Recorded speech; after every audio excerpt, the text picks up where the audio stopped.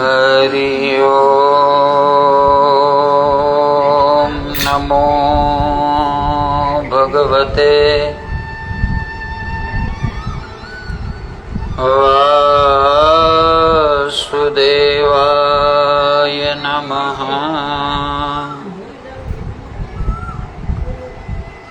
स्वस्ति श्री गणेशाय नमः।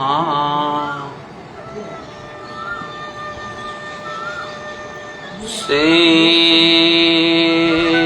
सरस्वती नमः।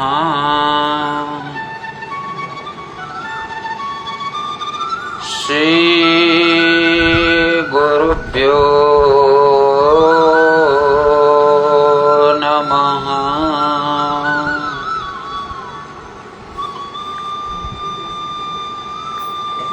वंशे विभूषितकरा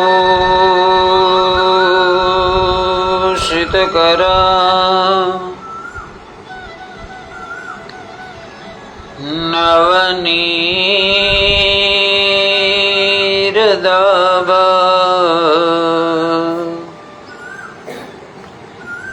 पीताम्बरम्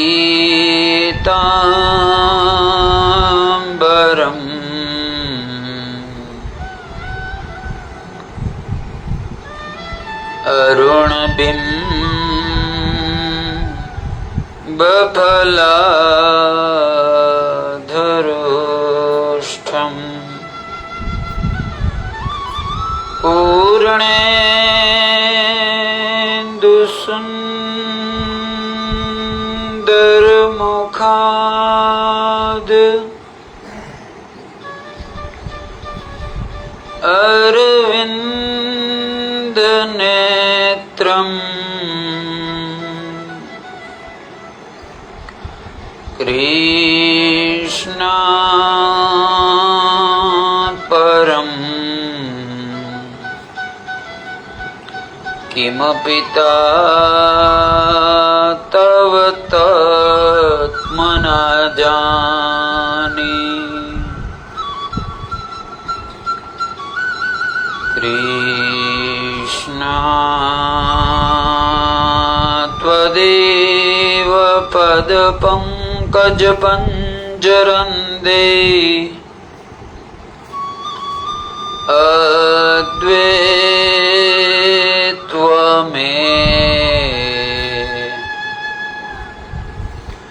विश्रुतमा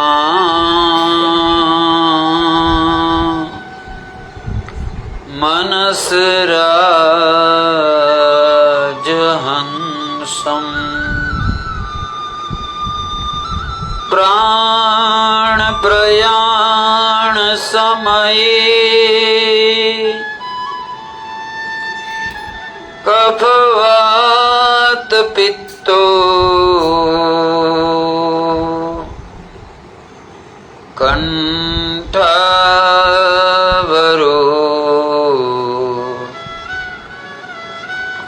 विदुदनो समरणं कुतस्त्वम्।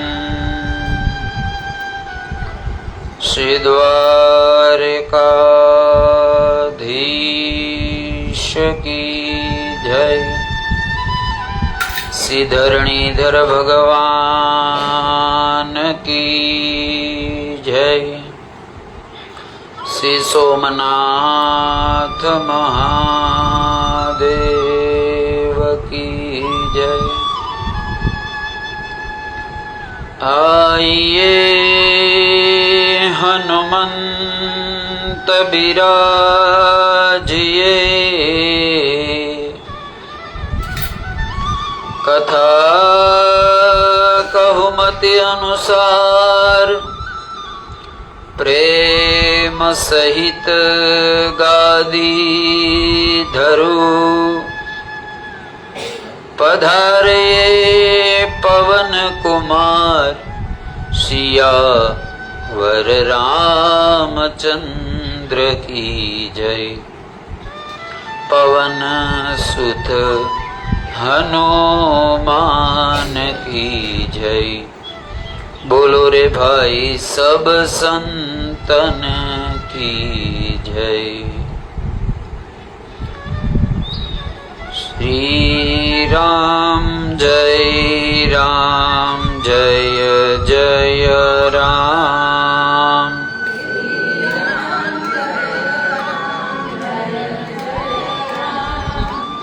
श्री राम जय जय राम।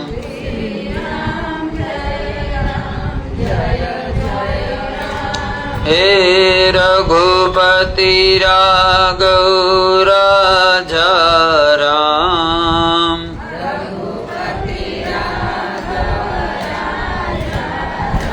हे रघुपति राघव राजा राम।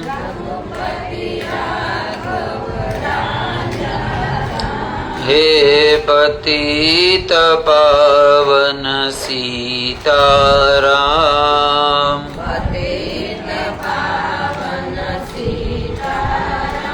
बोलो श्री राम जय जय राम।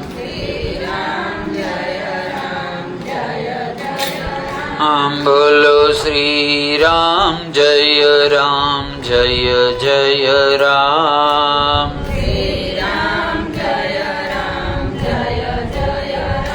हे कौसल्या के प्यारे राम।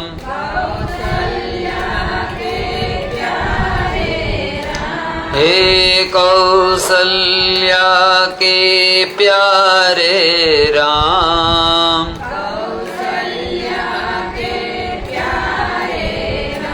हे दशरथ राज दुलारे राम।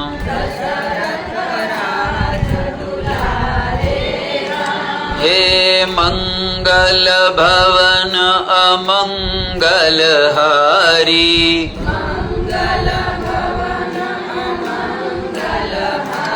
हे मंगल भवन अमंगल हारी।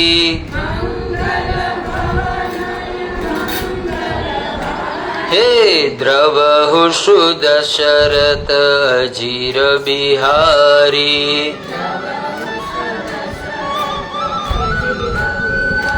हे द्रवहुषु दशरथ अजीर बिहारी। बोलो श्री राम जय जय राम। हे सीता जी के प्यारे राम।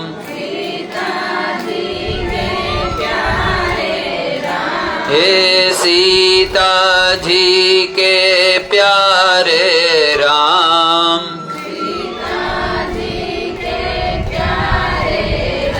हे हनुमान जी के हृदय में राम। हे हनुमान जी के हृदय में राम। हे भरत के हे सारे राम।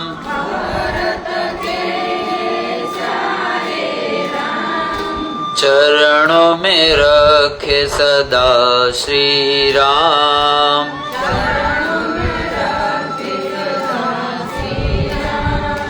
पादुका को पूछे भरत।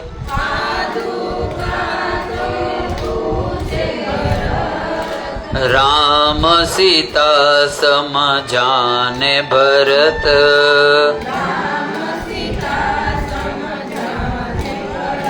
हे लक्ष्मण जी की सेवा में राम। हे लक्ष्मण जी की सेवा में राम, हे उर्मिला जी के त्याग में राम, बोलो श्री राम जय जय राम, बोलो श्री राम जय जय राम, बोलिए रामचंद्र भगवान की जय। वक्रतुंड महाकाय सूर्यकोटि समप्रभा निर्विघ्नं कुरु मे देवा, सर्वकार्येषु भानेषु सर्वदा, ध्यानं मूलं गुरुर्मूर्ति, पूजामूलं गुरुर्पदम्, मन्त्रं मूलं गुरुर्वाक्यम्, मोक्षं मूलं गुरुकृपा, कस्तूरितिलकं ललाटपटले, वक्षस्थुले कौस्तुभम्, नासाग्रवर्मोतिकं करतले वेणुकरकङ्कणं, सर्वाङ्गं हरिचन्दनं सुललितं, कंठे च मोक्तावली, गोप्यं स्त्रीपरिविष्टन्तो विजयो कृतात् गोपाल चूडामणि, सर्वमंगल मांगल्ये शिवे सर्वार्थसाधिके, शरण्ये त्र्यंबके गौरी नारायणी नमस्तुते। नमो शिवाय च रुद्राय च, नमो शक्तिधराय, सर्वविद्याधिपति भूतो नापति नमो नमः।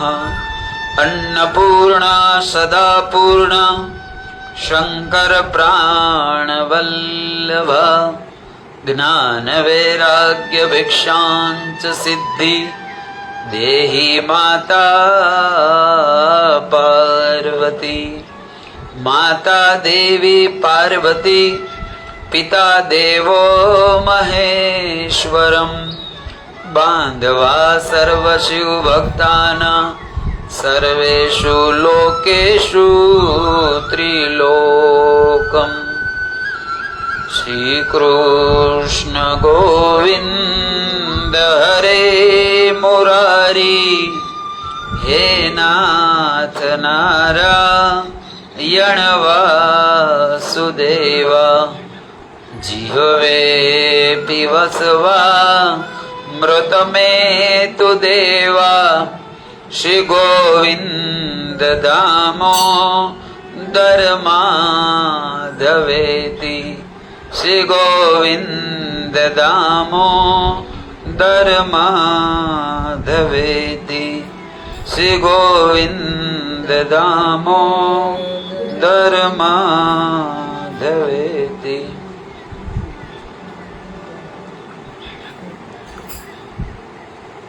अति पवित्र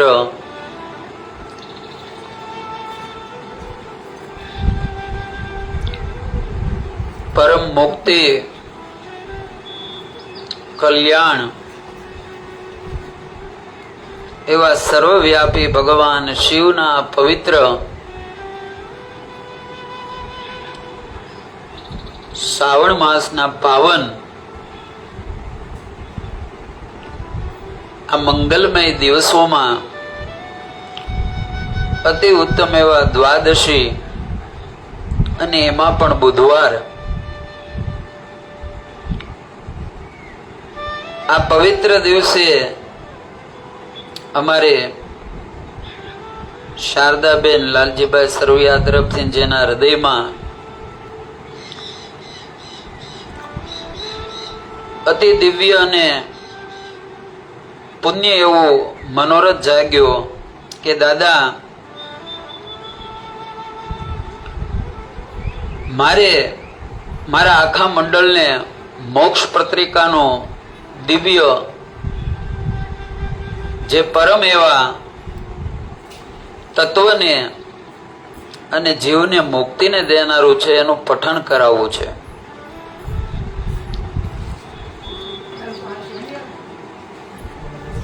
એમના પવિત્ર અને મંગલ મનોરથથી આજના પવિત્ર દિવસે ભગવાન રાધા કૃષ્ણના મંદિરના સાનિધ્યમાં અતિ દિવ્ય સર્વ પ્રકારના જીવના આ લોકના તમામ અને અંતે પણ જે 84 લાખમાંથી જે મુક્તિનું સાધન છે એવો આ દિવ્ય મનોરથ.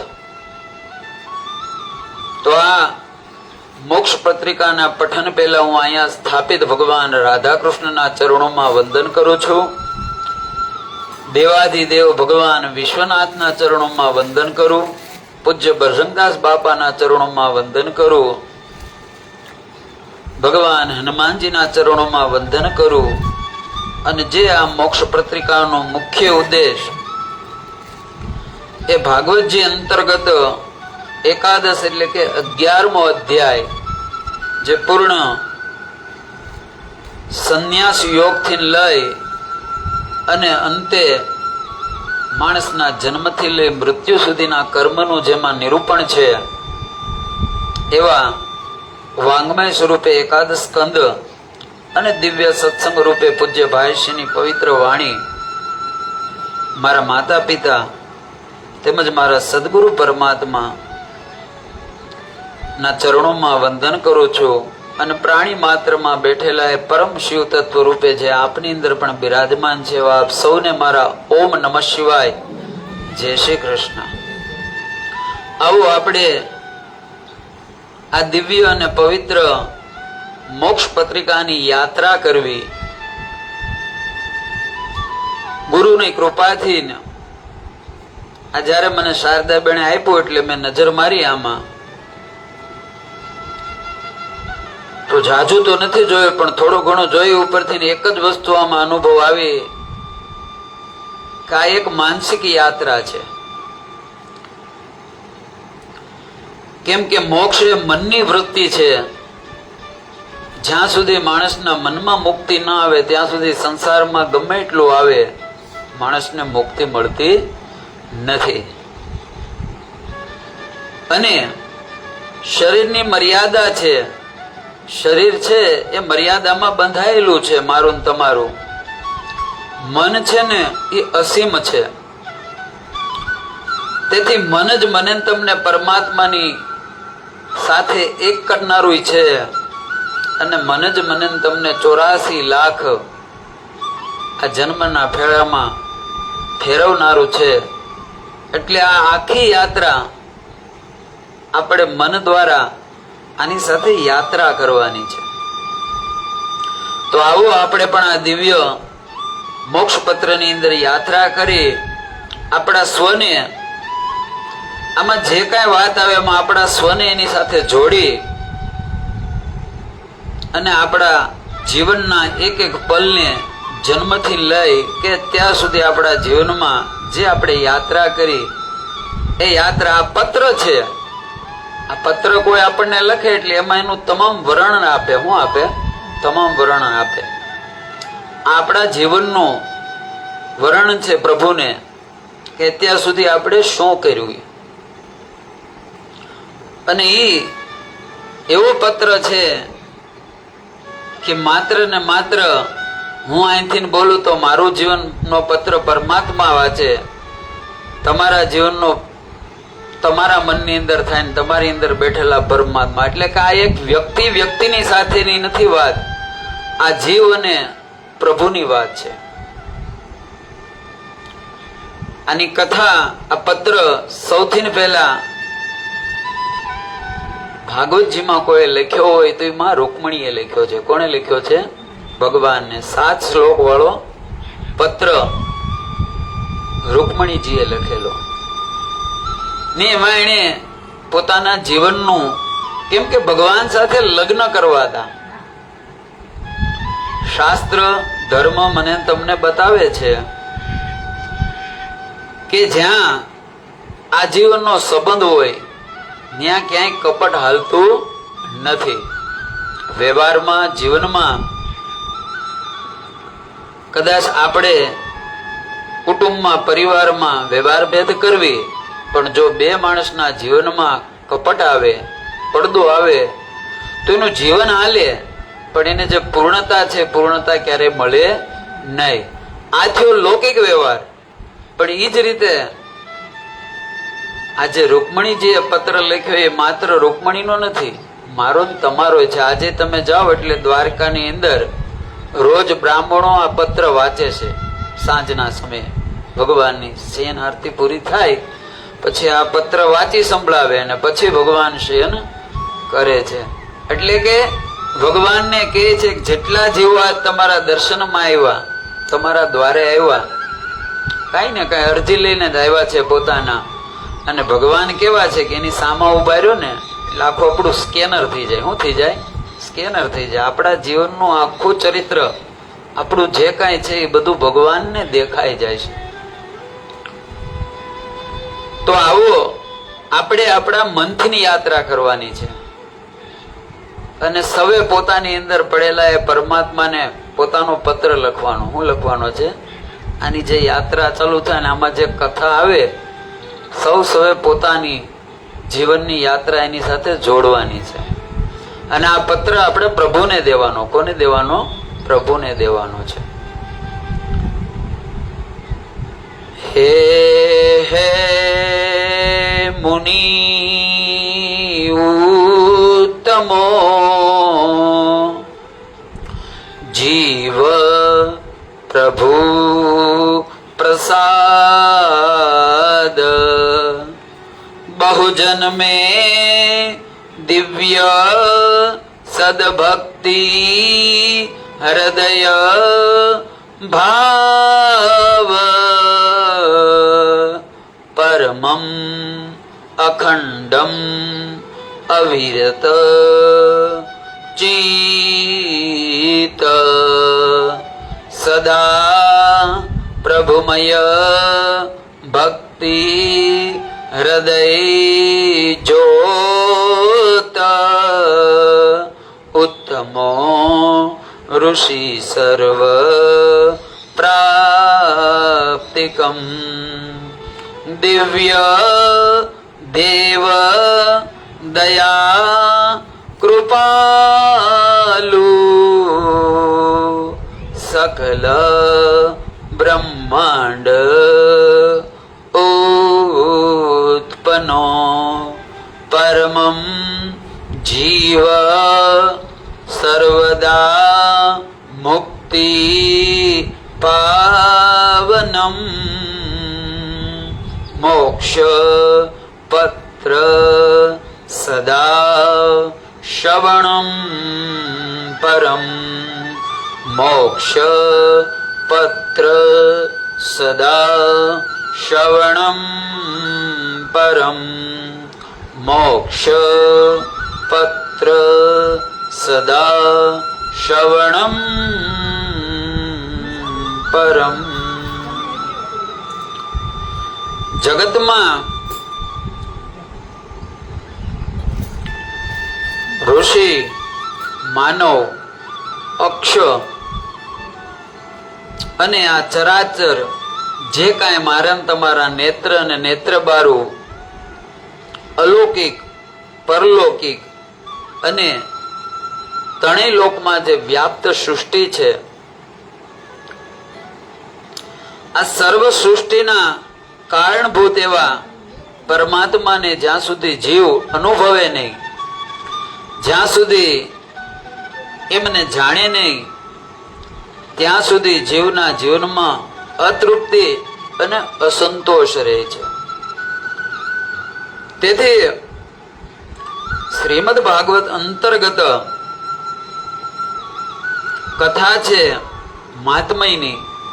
જે મહાત્મયમાં કથા આવી એમાં પહેલું ભાગવતજીનો પરિચય બતાવ્યો. પણ આ મોક્ષ પત્રિકામાં મારે તમારે પ્રવેશ કરવો છે, તો એની માટે સૌથી પહેલા મારે તમારે આ જગતની ઉત્પત્તિ એને જાણવી જોશે. જ્યાં સુધી મુખ્ય મૂળ સુધી મારું તમારું ચિંતન ન જાય, ત્યાં સુધી પરમ ચેતના એ સર્વવ્યાપ્ત જે પરમાત્માનો અનુગ્રહ છે એને આપણે જાણી ન શકીએ. મેં કીધું એમાં યાત્રા મુક્તિની છે, મોક્ષની છે. અને મોક્ષ આજ આપણે ઘણી એવી માન્યતા લઈને બેઠા કે માણસ મૃત્યુ પામે પછી મોક્ષ મળે. મૃત્યુને મોક્ષ નથી કીધો, અને મૃત્યુથી ક્યારેય કોઈને મોક્ષ મળતો નથી. મોક્ષ વસ્તુ અલગ છે, મૃત્યુ વસ્તુ અલગ છે. મૃત્યુ પછી મુક્તિ મળે. શું મળે? મુક્તિ મળે. દાખલા તરીકે શાસ્ત્રમાં પુરાણોમાં અનેક વાર બતાવ્યું છે કે પ્રત્યેક જીવ ભાગવત અંતર્ગત બતાવેલું છે, ને એટલે જ કથા પહેલા ભાગવતમાં લીધી કે મારો ને તમારો જ્યારે જન્મ થયો ત્યારે હું તમે આયુષ્ય લઈને આવ્યા. હું લઈને આવ્યા? પૂર્વના કર્મ અનુસાર, પૂર્વના સત્કર્મ, પૂર્વના પુણ્ય, એના લીધે મને તમને આયુષ્ય મળી છે. અને આયુષ્ય લખાઈ ગઈ છે. આપણે જ્યારે જન્મ થયો આ દેહનો, આ શરીરનો, એટલે પ્રથમ આપણે એની યાત્રા કરવાની છે. આયુષ્ય લખાઈ ગઈ અને એ પ્રમાણે આ શરીર લઈને આવ્યા ત્યાં સુધી આપણી અંદર બેઠેલો એ આત્મા રૂપી પરમાત્મા, એને આ શરીરની સાથે બંધાઈને રહેવું પડે છે. ઇવન એ શરીરની સાથેના જે સંબંધો છે, વ્યવહારો છે, કુટુંબ પરિવાર, આ બધા સાથે પણ એને બંધાયેલું રહેવું પડે છે. પણ આયુષ્યમાં વચ્ચે બે મૃત્યુ બતાવી છે.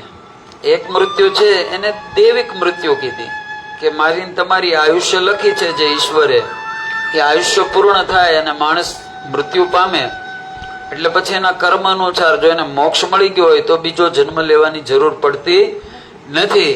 પણ બાકી તો અંતે ગતિ સો મતિ, એટલે કે અંતકાળે તમારા કર્મ અનુસાર તમને જે વિચાર આવે એ વિચારના લીધે જ મારે તમારે જન્મ લેવો પડે. આ જન્મનું કારણ શું છે? તો કારણમાં વિચાર છે, મન છે. કે મનની અંદર સૂક્ષ્મ કોઈ કામના રહી જાય અને હંમેશા અંત સમયે રહેલી કામના જ આડી આવે, બીજું કઈ આડું આવતું નથી. જ્યાં સુધી એ કામનાની પૂર્તિ ન થાય ત્યાં સુધી અંતે એ કામના મનમાં આવે અને જે સમયે અંતકાળે આવે એ પ્રમાણે માણસની આગળની યાત્રા થાય છે. તો પ્રથમ તો આ મોક્ષની યાત્રા માટે આપણે આ જગત કઈ રીતે બન્યું, આ જગતનું કારણ કયું છે, એની માટે આપણે યાત્રા કરવાની. તો સૌથી પહેલા ઓમકાર બિંદુ સંયુક્તમ નિત્યમ ધ્યાયંતિ યોગિનામ કામાદ મોક્ષાદ સેવિતમ ઓમકાર બિંદુ સંયુક્તમ. એટલે કે સૂર્ય નહોતો, ચંદ્ર નહોતો, આકાશ નહોતું, કાંઈ નહોતું, એક માત્ર બિંદુ હતું. શું હતું? બિંદુ હતું. સૂક્ષ્મમાં સૂક્ષ્મ, જે એમ કહેવાય કે મારી તમારી આંખો નહીં, પણ અત્યારમાં જે લેટેસ્ટમાં લેટેસ્ટ સૂક્ષ્મ મશીન છે એ પણ એને માપી ન શકે, એને જોઈ ન શકે, આવું એક સૂક્ષ્મ બિંદુ. અને આ બિંદુ સિવાય બીજું કાંઈ જગતમાં હતું નહીં. અને બિંદુ અચાનક જ સેકન્ડના કરોડમાં ક્ષણમાં મોટું થાય છે ને એમાં એક વિસ્ફોટ થાય છે, એક ધુની થાય છે. આપણા ધર્મ એને ઓમકાર કે શું કે છે? એટલે ઋષિઓએ કીધું ને, ઓમકાર બિંદુ સંયુક્તમ નિત્યમ ધ્યાયંતિ યોગિના. એટલે કે બિંદુ, ઓમ એ જે બિંદુ છે, બિંદુ એમાંથી ના જગત બન્યું છે. અને સેકન્ડના કરોડમાં ભાગમાં જે એનો બ્લાસ્ટ થયો અને એના જે તરંગો છે સેકન્ડના ભાગમાં આખા બ્રહ્માંડમાં અત્યારે મને તમને જે આ 14 બ્રહ્માંડ, એમાં પણ આકાશગંગા, આ વિરાટ છે, આનો કોઈ અંત નથી. પણ એ સેકન્ડના કરોડના ભાગમાં એની કોઈ ગણતરીનો એટલામાં એ ફેલાઈ ગયું, સર્વવ્યાપી થઈ ગયું. શું થઈ ગયું? સર્વવ્યાપી થઈ ગયું. અને એ બિંદુમાંથી આ સર્વ આકાશ, સમય, આ બધા એમાં પ્રગટ થયા. નકર સમય નહોતો, આકાશે નહોતું, સૂર્ય ચંદ્ર કાંઈ નહોતું, પૃથ્વી નહોતું, કાંઈ નહોતું. પણ એ જેવો અવાજની સાથે આખામાં ફેલાણો અને એમાં એક શક્તિ ઉત્પન્ન થઈ. આજે હતું એ નિરાકાર, એને આપણે શિવ કહી લ્યો. પરમ જે અજન્મા છે, જે અવિનાશી છે, આવા ભગવાન શિવ. પણ એ શિવ એકલા, અને એણે જ્યારે આ સૃષ્ટિ માટે આ જ્યારે ઓમકાર રૂપે ભગવાન પ્રગટ થયા, ઓમનાથથી આખું આ બ્રહ્માંડનું નિર્માણ થયું. અને ત્યારે શક્તિ સ્વરૂપે માં ભગવતી, જેને આપણે ગુરુત્વ આકર્ષણ કેવી, શું કેવી, એ પ્રગટ થઈ. એ જ માં પાર્વતી, પરમ અંબા, આદિશક્તિ, માં જગદંબા. આ બંને પરસ્પર એક બન્યા અને બંને મેં કીધું અર્ધનારીશ્વર રૂપ થયું. શું થયું? ડાબા અંગમાં માં પાર્વતી અને જમણા અંગમાં શિવ, આ બંને તત્વો ભેગા થયા ને એમાંથી એક તત્વ ઉત્પન્ન થયું, એ નારાયણ બન્યા. કોણ બન્યા? નારાયણ. જે પૃથ્વીના આ જગતમાં, બ્રહ્માંડમાં પ્રથમ નારાયણનું પ્રાગટ્ય થયું. અને એ નારાયણના તેજમાં ભગવાન શેષ નારાયણે આવી સૈયા કરી અને એની નાભીમાં એક કમળ, અને કમળ છે ને એ 10 પાકડી વાળું, એની નાળ જોડાયેલી. એટલે કે પેલા 2 તત્વો મળ્યા, એમાંથી નારાયણ રૂપી ભગવાન શ્રીહરિ પ્રગટ થયા અને શ્રીહરિની અંદરથી આજ બ્રહ્માજી પ્રગટ થયા. કોણ થયા? બ્રહ્માજી. આ બતાવે છે મારી તમારા જીવનની યાત્રા કે ભગવાન શિવ અને શક્તિ બંનેનું મિલન થયું. શું થયું? બંને એક બન્યા, પુરુષ અને પ્રકૃતિ એક થયા. ને એમાંથી જે તત્વ થયું એ ભગવાન વિષ્ણુ, અને વિષ્ણુ દ્વારા બ્રહ્મા, અને બ્રહ્મા દ્વારા જગતનું નિર્માણ થયું. તો શરૂઆતમાં શું આવ્યું? બિંદુ. મારે તમારે જો મોક્ષની યાત્રા કરવી હોય તો મારે તમારે યાત્રા કરવાની, એટલે મેં આ શબ્દ હું કામ વાપર્યો કે આપણે નક્કી કરવાનું કે તમારા કેટલા વર્ષ થયા છે, મારા કેટલા વર્ષ થયા છે. તો આપણે જોયું કે ભાઈ મારું 45મું વર્ષ હાલે છે. આ 45 વર્ષથી આ દેહ છે મારો, પણ આ સંસાર તો એ પહેલાનો છે ને. તમારા 80 વર્ષ છે, કોઈના 90 વર્ષ છે, કોઈના 60 વર્ષ છે. પણ આપણે કલ્પના કરવાનો આ વર્ષ પહેલા હું ક્યાં હતો, હું કોણ હતો. જ્યાં સુધી આ વિચારને આ દ્રષ્ટિને હું તમે હૃદયમાં ન લાવવી, ત્યાં સુધી એ આત્મ તત્વ સુધી હું તમે ભોગવી નહીં. એટલે કલ્પના કરવાની છે કે હાલો આ વર્ષ પહેલા હું ક્યાં હતો, મારું અસ્તિત્વ તો હશે ને ક્યાંક. તો ત્યાંથી ગતિ કરવાની છે, કલ્પના કરવાની છે. શું હતું? તો કાંઈ નહોતું. બસ મેન તમે પણ આ જ રીતે, જે રીતે આગળ ભગવાને સૃષ્ટિના નિર્માણ માટે શું કર્યું? ભગવાન પહેલા બિંદુ સ્વરૂપે હતા. શું હતા? બિંદુ. એટલે કે એક નાનું એવું બિંદુ, સૂક્ષ્મમાં સૂક્ષ્મ, જે અણુના પણ કરોડ ટુકડા થાય, એનાથી પણ નીચું, એનાથી પણ નીચું જાય એવા અરબો ને ખરબો ટુકડા થાય, ઉડું એ ચૈતન્ય સ્વરૂપ બિંદુ. અને એ બિંદુમાંથી જ આખું આકાશ ગંગા આ બ્રહ્માંડ બન્યું. એ જ બિંદુ સર્વવ્યાપી ગયું, કણ કણમાં, ક્ષણ ક્ષણમાં, બધે આજ પણ એ જ રીતે વ્યાપ્ત છે. આપણા વિજ્ઞાની એને બિગ કહે છે કે જે એના દ્વારા આખું જગત બન્યું, પણ આપણા સંતો એને ઓમ નાદ કહે છે. હું કે નાદ દ્વારા, એ નાદથી ફેલાઈ ગયું. એ જ બિંદુ સ્વરૂપે આખા જગતમાં એ ચેતના ફેલાણી. આપણે આ શરીર નહોતું ત્યારે એ બિંદુ હતા. શું હતા? અને માતા પિતાના બ્રહ્મ લગ્ન દ્વારા જ્યારે પરસ્પરસ એના મનમાં ઈચ્છા જાગી પોતાના વંશની વૃદ્ધિની, અને ત્યારે પરમાત્માની કૃપાથી આ ભગવાન છે ને કર્મ દ્વારા આપણને મા બાપે નથી લાવ્યા, આપણે મા બાપને નક્કી કર્યા છે. શું કર્યા છે? પરિવારને આપણે નક્કી કર્યો છે, કુટુંબને આપણે નક્કી કર્યો છે, પણ એ નક્કી કર્મ દ્વારા થયા છે. એના દ્વારા થયા છે. મારા તમારા પૂર્વના કર્મ દ્વારા આપણે એ વસ્તુને માતા પિતાને પ્રસન્ન કર્યા, એનું ચુનાવ કર્યો, અને જ્યારે એનો સંયોગ થયો ત્યારે એ બિંદુ સ્વરૂપે સૌથી પહેલા એ સૂક્ષ્મ બિંદુ રૂપે માતાના ઉદરમાં આપણે સ્થાન લીધું. અને પછી એક અઠવાડિયા પછી એ એક બોરના ઠળિયા જેવડું થાય છે. અને જેમ જેમ સમય વીતતો જાય એમ કરતા ધીરે ધીરે એમાં 9 માસ પૂર્ણ થતા આપણું શરીર પણ 6 મહિના પૂરા થાય એટલે પૂર્ણ શરીર અને પૂર્ણ આવી જાય છે. પણ ત્યાં સુધી નથી સ્ત્રી નથી પુરુષ, આ કાંઈ છે નહીં. એ જયારે શરીર પૂર્ણ થાય ત્યારે એ ભાવ જાગે છે. શું જાગે છે? અને એ જયારે શરીરના ત્યારે એમાં લિંગ આવે, એટલે કે જે યોની હોય એ યોની પ્રમાણે શરીરમાં મારા તમારા પૂર્વના સંકલ્પ અનુસાર સ્ત્રી અથવા તો પુરુષનું એને રૂપ મળે છે. આ જગતનું નિર્માણ થાય છે. અને ત્યારે ભગવાન આપણને જ્ઞાન આપે. શું આપે છે? જ્ઞાન આપે છે. 100 જન્મનું જ્ઞાન આપે. કેટલા? 100 જન્મનું. આ પ્રત્યેક જીવને માતાના ગર્ભની અંદર 6 મહિને મારે તમારે પણ કલ્પના કરવાની, એ જ્ઞાન આ શરીરને આપેલું છે.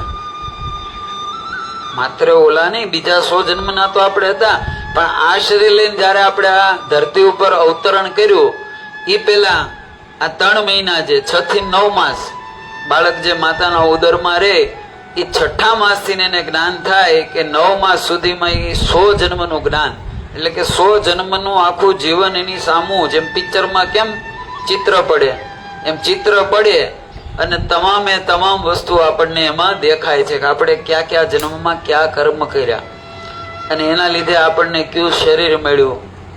કેમ કે ચિત્ર ક્લીન થાય ને આખું સમજાય જાય, ને પછી ઈ શરીર પહેલા, આ શરીર પહેલાનું જે લાસ્ટ જન્મ હોય ઈ કર્મ પછી સ્મૃતિમાં રહી જાય ને બાકીનું બધું ભૂલાઈ જાય. એટલે એ પ્રમાણે તમારામાં સંસ્કાર આવે. પછી ભલે જન્મ ગમે ત્યાં થયો હોય, પણ એ જ પ્રમાણે તમારા વિચારો થાય, એ જ પ્રમાણે તમારા સંસ્કાર થાય, એ જ પ્રમાણે તમારું વર્તન થાય. ક્યારે? કે વળી પાછા 6 વર્ષ પૂરા થાય, એટલે કે જન્મ પછી 6 વર્ષ પૂરા થાય એટલે પૂર્વના જન્મના સંસ્કાર બધા પ્રગટ થાય છે. ત્યાં સુધી એનામાં કોઈ સંસ્કાર હોતા નથી, નિર્દોષ. એટલે તો ભાગવતની કથામાં આવ્યું કે જ્યારે મર્કંડ ઋષિ એને જ્યારે રાજાએ સૂલી ઉપર ચડાવ્યા, એ તપ કરી રહેલા, ચોરી કરી અને ચોરી કરીને ભાગી ગયા, અને જ્યાં ઋષિ તપ કરે ને આવીને હંતાઈ ગયા. એટલે રાજાના સિપાહીઓ આવ્યા, ચોરને તો પકડ્યો પણ ઋષિને પકડી લીધા. અને એને કીધું કે આ જાને ચોરવા માટે મોકલે છે અને પછી અહીંયા નાટક કરે ને એની ભેગા હાચવે છે. એટલે બેયને રાજાએ ઉતાવળા થઈ અને બેયને સૂલી, ત્યારે સૂલી કાંટાથી નાપતા, આમ એક ખીલો હોય અને રાખે ને સીધો આમ ગળામાં સીધો ખૂતી જાય, અને પછી હેઠેથી જગ્યા વહી જાય એટલે લટકે એની ઉપર, ખીલી ઉપર. એટલે બંનેને ચૂલી ઉપર રાખ્યા. એટલે પેલો ચોર તો તરત મરી ગયો, પણ આ ઋષિનો જીવ ગયો નહીં. આમને ખીલીમાં લટક્યા, અને છતાં એનામાં કોઈ દુઃખ નહીં, કોઈ જાતની પીડા નહીં. ત્યારે રાજાના પગ મીણા ધૂજવા કે આ નક્કી કઈ ભૂલ થઈ છે, મારા સૈનિકોએ ભૂલ કરી છે, અને આ કોઈ નિર્દોષ સંતને લઈને આવ્યા છે, હવે અપરાધમાંથી મારી મુક્તિ કેમ થાય? એટલે ડોટ મૂકી પગમાં પડી અને ઋષિને ઉતાર્યા અને વારંવાર ક્ષમા માંગવા લાગ્યા. ત્યારે ઋષિએ કીધું મને તારા ઉપર ક્રોધ નથી, કે આમાં તારો વાંક નથી, કે મારું કર્મ એવું છે, મારું જીવન એવું છે કે મને કોઈ આ જગતમાં માણસ ક્યારેય દંડ આપી શકે જ નહીં. કોઈ એવું કર્મ નથી કે મેં જે કર્યું હોય. કેમ કે કોઈ માણસ મને તમને માન આપે કે અપમાન આપે, આપણને એમ લાગે, બાકી પૂર્વમાં આપણે એનું કર્યું હોય તો જ આપણી ઉપર આવે, બાકી આવતું નથી. આ ખરું સત્ય છે. કોઈ તમને માન આપે છે તો તમે કોઈને માન આપ્યું છે, એ માન ભળીને તમારી પાસે આવ્યું છે. અને ઘણી વાર તમે કાંઈ ન કર્યું હોય, બહુ સારું જ કર્યું હોય, છતાં બે માણસ આવીને તમારું અપમાન કરી જાય. પછી ઘણા અમને કહે, દાદા સારું કર્યું ને અમને તો અપમાન થયું મારું. પણ એ નથી, એ તમે પૂર્વમાં ક્યાંય તમે કરીને આવ્યા, એનું ફળ અહીંયા આવ્યું છે. પણ હંમેશા ઈશ્વરનો નિયમ એવો છે કે સારા સાથે હંમેશા ખરાબનું ફળ આપે, અને ખરાબ હોય જીવનમાં ત્યારે સારું ફળ આપે. આ ભગવાનનો ન્યાય છે. આની પણ કથા આની અંદર વિસ્તારથી બતાવેલી છે. નહીતર આ જગતમાં માણસ ક્યારેય આ કર્મને ભોગવી જ ન શકે, અને કર્મના દુઃખને ક્યારે જો માણસ ભોગવી શકે, એ જઈ જ ન શકે જીવનમાં. માણસનું ધૈર્ય, માણસનું સહનશીલતા બહુ ટૂંકી છે. અને એમાંય ખાસ કરીને અત્યારના જે વર્તમાન સમયમાં, કળિયુગમાં, આજે મારો તમારો ધૈર્ય વયો ગયો છે, મારી તમારી સહનશીલતા વહી ગઈ છે. અને અનુગ્રહ કરીને જ ભગવાન કૃષ્ણનો જે અવતાર થયો ને, એ મારા તમારા જીવન માટે જ થયો છે. કલીના લોકો માટે જ ભગવાનનો અવતાર થયો. અને ભગવાને ગીતા અને ભાગવત દ્વારા મને તમને ન્યાય અને જીવનનો રસ્તો બતાવેલો. એટલે કે મારું એક કોઈ એવું કર્મ નથી, કોઈ માણસ મને કોઈ પણ પ્રકારનું માન કે અપમાન કે દુઃખ આપે, આ ભૂલી કે યમરાજની છે. કોની છે? યમરાજની છે. આનો દંડ મારે તને નથી દેવાનો રાજા, આનો દંડ હું યમરાજને દઈને ત્યાંથી સીધા ઋષિ યમરાજના દ્વારે ગયા અને યમરાજાને કીધું કે આ તે મને ક્યાં ઓલાનો દંડ આપ્યો? મારે સૂલી ઉપર 10 મિનિટ લટકવું પડ્યું, મારા ગળામાં એ સૂલ રહ્યો, આ તે મને દંડ કેમ આપ્યો? કેમ કે મારી સ્મૃતિ જ્યાં સુધી છે ત્યાં સુધી મેં કોઈ એવું કર્મ કર્યું નથી, ને કર્મ વગરનું આ ફળ કેમ તો આપ? અને ત્યારે એને કીધું, માફ કરજો ઋષિ, પણ તમે જ્યારે નાના 2 વર્ષના બાળક હતા અને તમે બેઠા ને બાજુમાં એક ઈળ આ નીકળીને તમારા હાથમાં સોય જેવું હતું ને, તમે એને ખૂતાડ્યું, એના ગળામાં ખૂત્યું, અને તમે એને આમને ઊંચી રાખી. એ જેટલો સમય સુધી તમે એને રાખીને એટલો સમય સુધી તમને અહીંયા સૂળીમાં રાખવા પડ્યા. અને આ સમયે બોલ્યા કે નહીં ધર્મરાજા, તારી ભૂલ છે. એ કે બાળક 6 વર્ષનો થાય ત્યાં સુધી જે કાંઈ કર્મ કરે એ કર્મનું ફળ એને મળતું નથી. એ કર્મનું ફળ એને ક્યારેય નહીં દેવાય. કેમ કે એનું જે કાંઈ કર્મ છે એના માતા પિતાને મળે. કોને મળે? માતા પિતાને મળે. આના જ માટે આ ભગવાન શિવનું જે વ્યાપ્ત થયું એ મારે તમારે આ શરીરની અંદર મા બાપને પસંદ કરી આપણે આવ્યા, આપણો જન્મ, આપણે યાત્રા, આની યાત્રાની શરૂઆત ભગવાન શનિદેવના જન્મથી થાય. કોનાથી થાય છે? ભગવાન શનિદેવના. કે ભગવાન સૂર્યના જ્યારે વિશ્વકર્માની દીકરી સંધ્યા સાથે લગ્ન થયા, અને આ સમયે ભગવાનનું તાપ, ભગવાનનું તેજ આ માતાજીથી સહન ન થયું. અને માતાજીથી તપ સહન ન થવાથી એને પોતાની છાયા પ્રગટ કરી. શું કરી? છાયા પ્રગટ કરી અને પોતે તપ કરવા માટે જાય છે. અને સૂર્યલોક છે એને મૂકીને જતા રહે છે. આ તરફ ભગવાન સૂર્યને એમ થઈ ગયું કે હવે દેવી મારો તાપ સહન કરવામાં સક્ષમ બની ગયા, પણ એને કાંઈ ખબર નથી કે આ દેવી સંધ્યા નથી, આ તો એની છાયા છે.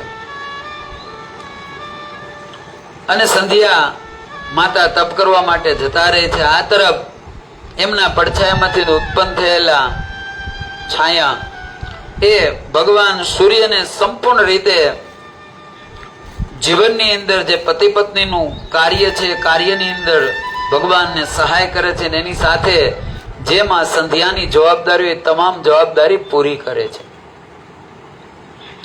અને એના દ્વારા એમને એક પુત્ર થાય છે. એટલે કે એ પુત્ર એના ઉદરમાં આવે અને આ સમયે એકવાર ભગવાન સૂર્યને ખબર પડી જાય છે કે આ મારા પત્ની નથી, આ સંધ્યા નથી, આ છાયા છે. અને ત્યારે એનું કારણ એક જ હતું કે સંધ્યાના બે પુત્ર હતા, યમ અને જમના. આ છે ને બંને બેન ભાઈ, પણ એને પ્રેમ ના દઈ શક્યા. જે માતા પ્રેમ આપે એ પ્રેમ દઈ શક્યા નહીં. અને આ સમયે સૂર્યનારાયણને ખબર પડે છે. અને એવા સમયે સૂર્ય પછી વાત કરે છે કે દેવી તમે કોણ છો? કેમ કે માતાએ વચન લીધેલું જ્યાં સુધી ભગવાન સૂર્ય તમને પૂછે નહીં ત્યાં સુધી તમે આ હકીકત કહેતા નહીં. અને ત્યારે એ વાત કરે છે કે હું દેવી છાયા છું અને સંધ્યા મને પ્રગટ કરી ને અહીંયા મૂકી છે ને એ તો તપ કરવા ગયા. સૂર્ય ભગવાન ત્યાં જાય છે અને આ સમયે ખબર પડે એટલે સૂર્ય નારાયણ અતિ દુઃખી થાય અને દુઃખી થઈને જાય છે. ક્યાં જાય છે? વિશ્વકર્માની પાસે જાય છે. આ જેટલા દેવ હતા ને બધા, એ દેવની પાસે કોઈ એના શક્તિના હથિયારો નહોતા, બધા નિસ્તેજ હતા. અને આવા સમયે વિશ્વકર્મા ભગવાન બધાના આયુધ્યનું નિર્માણ કરતા હતા અને એની માટે જેને શક્તિ અને તેજ જોતો હતો. અને આવા સમયે યોગ્ય સમયે સૂર્યનારાયણ પોતાના સસરા પાસે જઈ અને પોતાના હૃદયની વાત કરે કે હું જ મારું તેજ, મારું આ સુરવીરતા મારા જીવન માટે મને દુઃખદાયી બને. એટલે કે આ જીવનનો રસ્તો બતાવે. આ સૂર્યની કથા ચાલુ થાય. ક્યાંથી થાય? કે જીવનમાં કોઈ પણ વસ્તુનો અતિરેક થઈ જાય તો એ શક્તિ જ મારા ને તમારા માટે દુઃખદાયી બની જાય. ભગવાન સૂર્યનો તેજ જ ભગવાનના જીવનમાં અશાંતિનું કારણ બન્યું. અને એ સમયે વિશ્વકર્મા એ તેજને ગ્રહણ કરી એનો તાપ ઘટાડ્યો અને એમાંથી આયુધ્ય બનાવ્યું. સૌને ઇન્દ્રને વ્રજ આપ્યું, ભગવાન શિવને ત્રિશુલ આપ્યું, ભગવાન નારાયણને ચક્ર આપ્યું. આમ જે જે દેવતાની યોગ્યતા પ્રમાણે બધા સૂર્યના તેજમાંથી બધા આયુધ્યો બન્યા અને બધા દેવોએ ધારણ કર્યા. અને કીધું કે હવે તમે જાઓ, મારી દીકરીને લઈને આવો, હવે એ તમારા તાપને સહન કરશે. અને આ સમયે આવે છે ભગવાન સૂર્ય. સંધ્યાનો શિકાર કરી લે પણ છાયાનો શિકાર કરતા નથી. એનો તિરસ્કાર થાય છે. અને આ સમયે એના ઉદરમાં બાળક છે. કેમ? એનું એક જ કારણ કે એ તો એમ જ માને છે કે પડછાયાની શું હોય, માણસની મહત્વ હોય, માણસના પડછાયાનું મહત્વ હોય નહીં. પણ આ તો ભાવનાત્મક અને એને સંપૂર્ણ રીતે પડછાયો તો હતો પણ પડછાયાની પ્રતિમૂર્તિ બન્યા હતા. હું બન્યા હતા? નકર નિયમ એવો છે કે માણસ જ્યાં જાય ને એનો પડછાયો ભેગો આવે. પણ આ સંધ્યા ગયા ને પડછાયો અહીંયા મૂકીને ગયા. જળમાંથી પ્રગટ કરી અને રૂપ આપેલું. હું આપેલું હતું ભલે છાયા પણ જીવંત હતું. શું હતું? જીવંત હતું. અત્યારની ભાષામાં આપણે કેવી તો રોબોટ હવે જે બન્યા છે ને તો હવે એવા બની ગયા છે કે એને બધું વિચારે કરે છે, એ વિચારે કરે છે. ભાવના એની અંદર એવી ધીરે ધીરે હવે આ બહુ આગળ વધી ગયું છે અત્યારે. અને એક સમય એવો આવશે કે તમારી સાથે વાત કરશે, સત્સંગ કરશે, બધું કરશે બધું. પણ એનો એક મોટું એવું હાઈ લેવલ ઉપર એનો પ્રોગ્રામ ગોઠવેલો હોય પણ તમને એમ જ લાગે કે જાણે આપણે જે બોલવીશું એનો જવાબ આપે છે. અંદર ભાવના ના હોય પણ શાબ્દિક રૂપે તમને મને સમાધાન મનનું આપશે. આ તરફ વિજ્ઞાન અત્યારે ગતિ કર્યું. પણ આ પહેલું સંશોધન સૌથી પહેલું થયું હોય તો કોણે કર્યું? આ સંધ્યા માતાએ કર્યું. કોણે કર્યું? સૂર્યના પત્નીએ. આ એની જેવું જ થયું એમ કે બધી વસ્તુ છતાં એનું અસ્તિત્વ કાંઈ નહીં પણ બધું આજે બધું આ રીતે થાય જ છે ને. બધી વસ્તુ થાય છે. આ બધી કથાઓ આપણા શાસ્ત્ર આજ વિજ્ઞાન આપણને પ્રૂફ કરીને આપે એટલે આપણને એ વસ્તુ દેખાય. એટલે એ સમયે એનો તિરસ્કાર થયો, એની સામે કોઈ દ્રષ્ટિ ન કરી. અને આવા સમયે એના હૃદયમાં અતિ તાપ થયો અને એણે મનમાં નક્કી કરી લીધું કે હવે મારા અસ્તિત્વને અને મારા અધિકારની પ્રાપ્તિ માટે હું ભગવાન શિવની તપસ્યા કરું. એણે ભગવાનનું કઠોર તપ કર્યું અને કઠોર તપ કર્યું એટલે અન્ન જળ બધી વસ્તુનો ત્યાગ કર્યો. ના જ્યારે ત્યાગ કર્યો ને, શાસ્ત્રમાં કીધું છે કે માતાના ઉદરમાં બાળક હોય ત્યારે એને કોઈ વ્રત કરાતું નથી, કોઈ ઉપવાસ કરાતો નથી.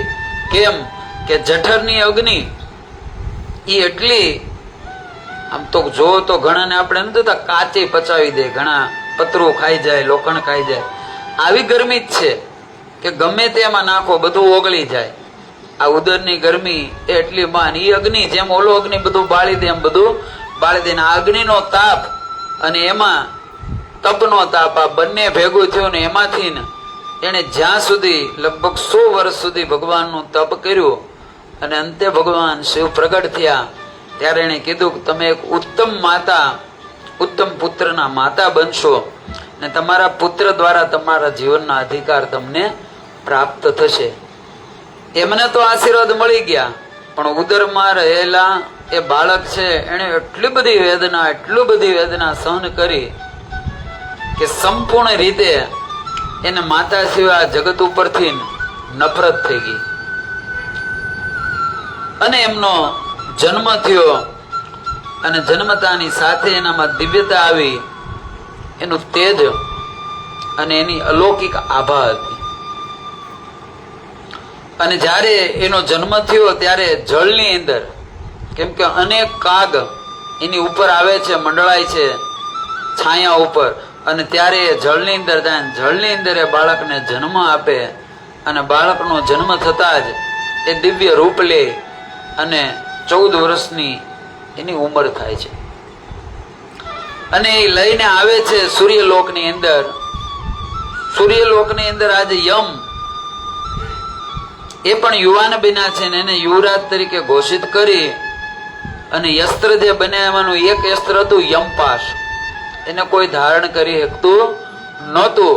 અને આ યમપાશ જેવું વિશ્વકર્મા લઈને આવ્યા અને યમ હામા આવ્યા એટલે યમની હામું ગયું અને એના હાથમાં જઈને સ્થિર થઈ ગયું. એટલે સર્વમતે નક્કી થયું કે આને આ યમપાશ આપો ને એને અધિકાર આપ્યો કે લોકોના જીવ જ્યારે માણસની આયુષ્ય પૂરી થાય ત્યારે યમપાશ દ્વારા લોકોના જીવ લે. એટલે ધર્મરાજ તરીકે એને નિયુક્ત કરેલા.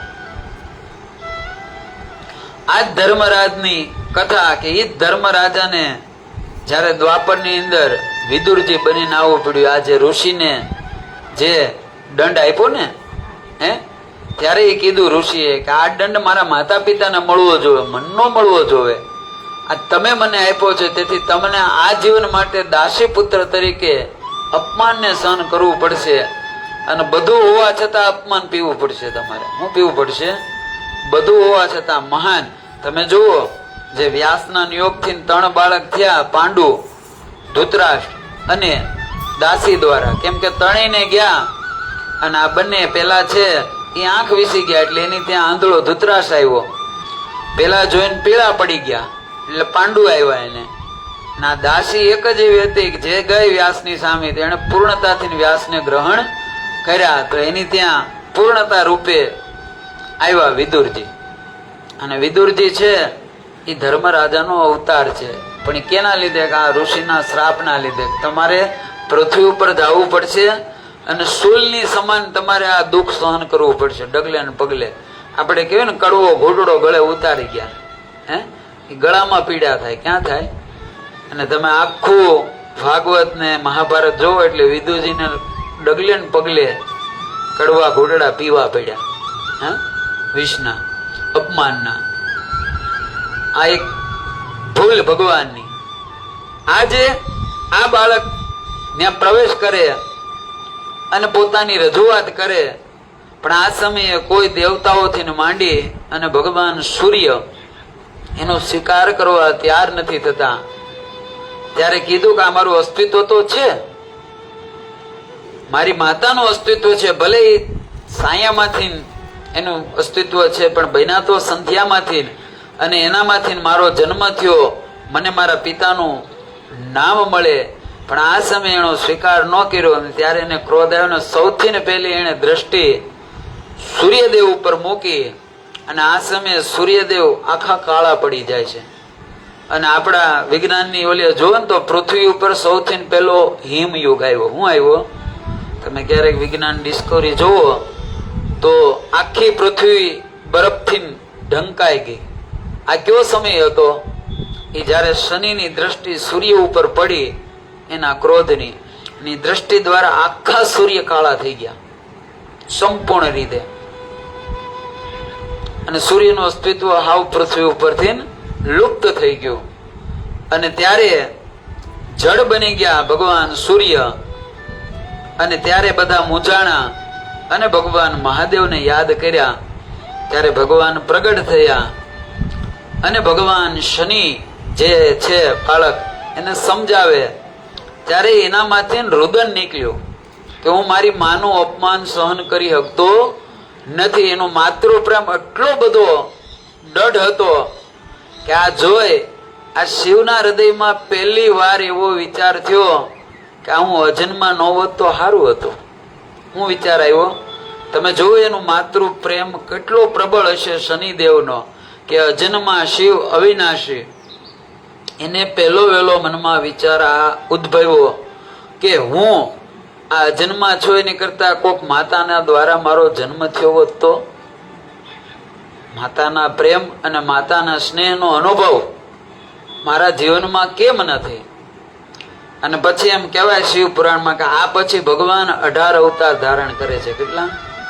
શિવ પુરાણની અંદર આની કથા આવે છે. વિવિધ અવતાર ભગવાન ધારણ કરે છે. પણ મુખ્યત્વે આ મોક્ષની યાત્રામાં બે કથા મહત્વની છે, એના પાયાની છે. કેમ કે જ્યાં સુધી ન્યાય નો સમજાય, જ્યાં સુધી ધર્મ નો સમજાય, જ્યાં સુધી કર્મનો ખેલ નો સમજાય, ત્યાં સુધી માણસ મુક્તિની યાત્રા તરફ જાય નહીં. કેમ કે કર્મ એક પ્રકારે બંધન છે અને કર્મ એક પ્રકારે મુક્તિનું માર્ગ પણ ખોલે છે. ને આ શરૂઆત ક્યાંથી થઈ? આત્મારૂપી સૂર્ય ઉપર થઈ. કોની ઉપર થઈ? સૂર્યનારાયણ છે એનું નિજ કર્મને ભૂલ્યા. એ જગતનો આત્મા છે, પણ એ સ્વાર્થમાં અને કેવલ એણે સંધ્યા સામી દ્રષ્ટિ કરી. પણ છાયામાંથી જે ઉત્પન્ન થયેલા પુત્ર, કેમ કે એમનો પુત્ર હતો, અને આવા સમયે એનો માતૃ પ્રેમ જોઈ અને ભગવાન શિવ પ્રસન્ન થાય છે. પણ એનો ક્રોધ જે છે, કેમ કે જ્યાં સુધી બાળક ઉદરમાં રહ્યો ત્યાં સુધી માતાએ અન્ન ખાધું નહીં, જળ પીધું નહીં, અને ભૂખના લીધે માણસનો ક્રોધ વધી જાય.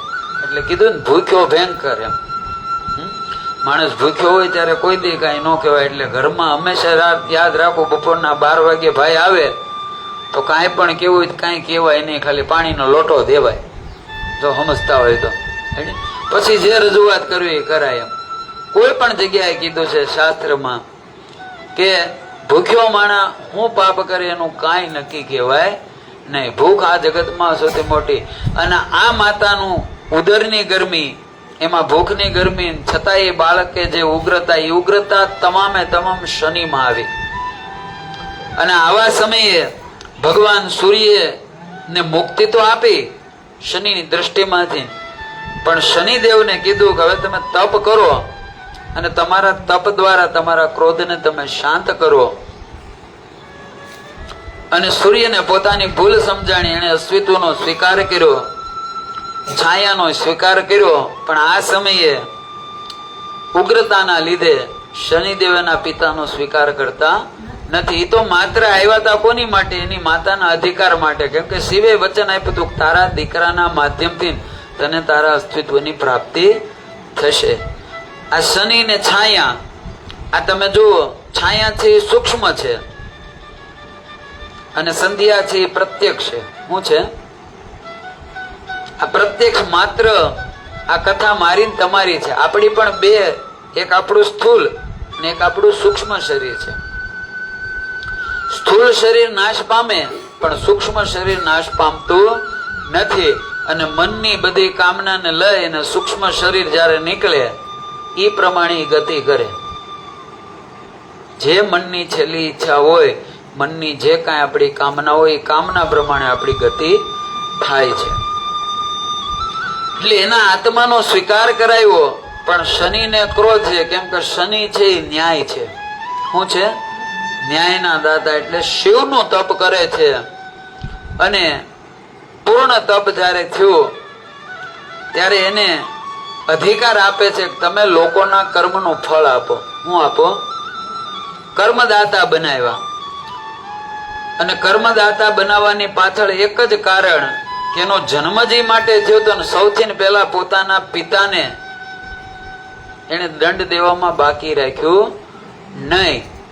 જગતનો આત્મા છે સૂર્ય, પણ છતાં શનિદેવે એને દંડ આપ્યો અને એની માતાનો અધિકાર એને પ્રાપ્ત કરાયો. એટલે ભગવાને કીધું કે આ જગતમાં હવે કોઈ પણ તમારી દ્રષ્ટિથી દૂર નહીં હોય. ત્રણેય લોકની અંદર જે કોઈ કર્મ કરશે એ કર્મનો ન્યાય તમારા હાથે છે, અને તમારે એના કર્મનું ફળ દેવાનું. શું દેવાનું? ફળ દેવાનું. અને આ સમયે શનિદેવની જે આ તપસ્યા પૂરી થઈ, આ તરફ ઇન્દ્ર રાજા છે ને એને દુર્વાસાનો અપરાધ કર્યો. કોનો અપરાધ કર્યો? દુર્વાસા ઋષિનો અપરાધ કર્યો. દુર્વાસા વિષ્ણુ લોકમાં ગયેલા, અને વિષ્ણુ લોકમાંથી જયારે ભગવાને પોતાની કમલમાલા આપી. શું આપી? દુર્વાસાને. એટલે દુર્વાસાએ વિચાર કર્યો કે મારે તો તપ કરવા જાવું, મારે આ બધી વસ્તુની શું જરૂર છે? આ ઇન્દ્ર હામાં મળ્યા છે, ઇન્દ્રએ વંદન કર્યા, પ્રણામ કર્યા, એટલે ઇન્દ્રને આ માળા આપી દો, આ તો એને શોભે, એમ એનું કલ્યાણ થાય. ભગવાનની માળા એના સ્વર્ગમાં રહે તો સ્વર્ગ સુરક્ષિત થાય. અને આપ્યું. પણ ઇન્દ્ર તો છે ને અભિમાનમાં હતા. એમાં હતા? અભિમાનમાં હતા. કેમ કે એને બલીને બધાને હરાવેલા, અને આવા સમયે એના મનમાં અભિમાન. એટલે માળા તો લીધી, પણ એને રાખવાની જગ્યાએ એરાવતના ગળામાં નાખી, પણ ગળામાંથી હરી માળા પડી હેઠી, ને માથે આવ્યો એરાવતનો પગ. અને આ દ્રશ્ય જોઈને દુર્વાસાને ક્રોધ ચડ્યો. એટલે એને શ્રાપ આપ્યો કે તમે ટૂંક સમયમાં તમારી સંપત્તિ, તમારા ઐશ્વર્ય અને તમારી લક્ષ્મીથી વંચિત થાઓ. અને આ ચિંતામાં એ ચિંતાને દૂર કરવા માટે ઇન્દ્ર મહારાજ અપ્સરાઓના રાસમાં એટલા બધા, કેમ કે ટેન્શનના હિસાબે એને દૂર કરવા માટે રાસમાં ખોવાણા. ને એટલામાં દેવગુરુ બૃહસ્પતિ આવ્યા. ગુરુનું જે સન્માન સ્વાગત કરવું પડી થયું નહીં. એટલે ગુરુ નારાજ થઈને વૈયા ગયા.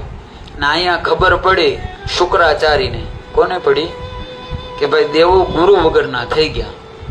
અત્યારે તમે યુદ્ધ કરો એટલે એ નિર્બળ છે, કેમ કે ગુરુ વગર નિસ્તેજ છે, અને ત્યારે તમે સ્વર્ગના રાજા બની જાઓ. ને ખરેખર એવી જ રીતે થયું. દૈત્યોએ ચડાઈ કરી, અને ગુરુ વગરના કોણ જ્ઞાન આપે? આ દેવતાઓ બધા નિસ્તેજ બન્યા, અને અંતે ભાગવું પડ્યું સ્વર્ગ મૂકીને. અને આવ્યા શ્રીહરિ પાસે. ત્યારે શ્રીહરિએ કીધું ગુરુ વગર તમારો ઉદ્ધાર થાય નહીં. તમને જયારે ઐશ્વર્ય મળે, તમને જયારે સુખ મળે, આ જો કથા બધાની છે જીવનની, ત્યારે તમે ઐશ્વર્યમાં અભિમાનમાં આંધળા બની જાઓ. તમે દેવ, બ્રાહ્મણ, સંત, માતા, પિતા, આ વડીલોનું અપમાન કરી નાખો છો.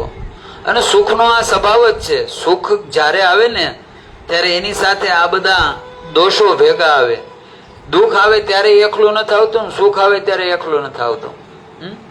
દુઃખની અંદર ભક્તિ પણ આવે છે, અને દુઃખની અંદર દુઃખ પણ આવે છે વધારે. દુઃખમાં દુઃખ હોય એમ દુઃખમાં ભક્તિ પણ હોય છે. એમ સુખ છે ને, સુખમાં સુખ પણ હોય છે, અને સાથે આ બધા દુર્ગુણો પણ હોય છે. અભિમાન આવી જાય, અહંકાર આવી જાય, આ બધું પણ સાથે આવી જાય છે.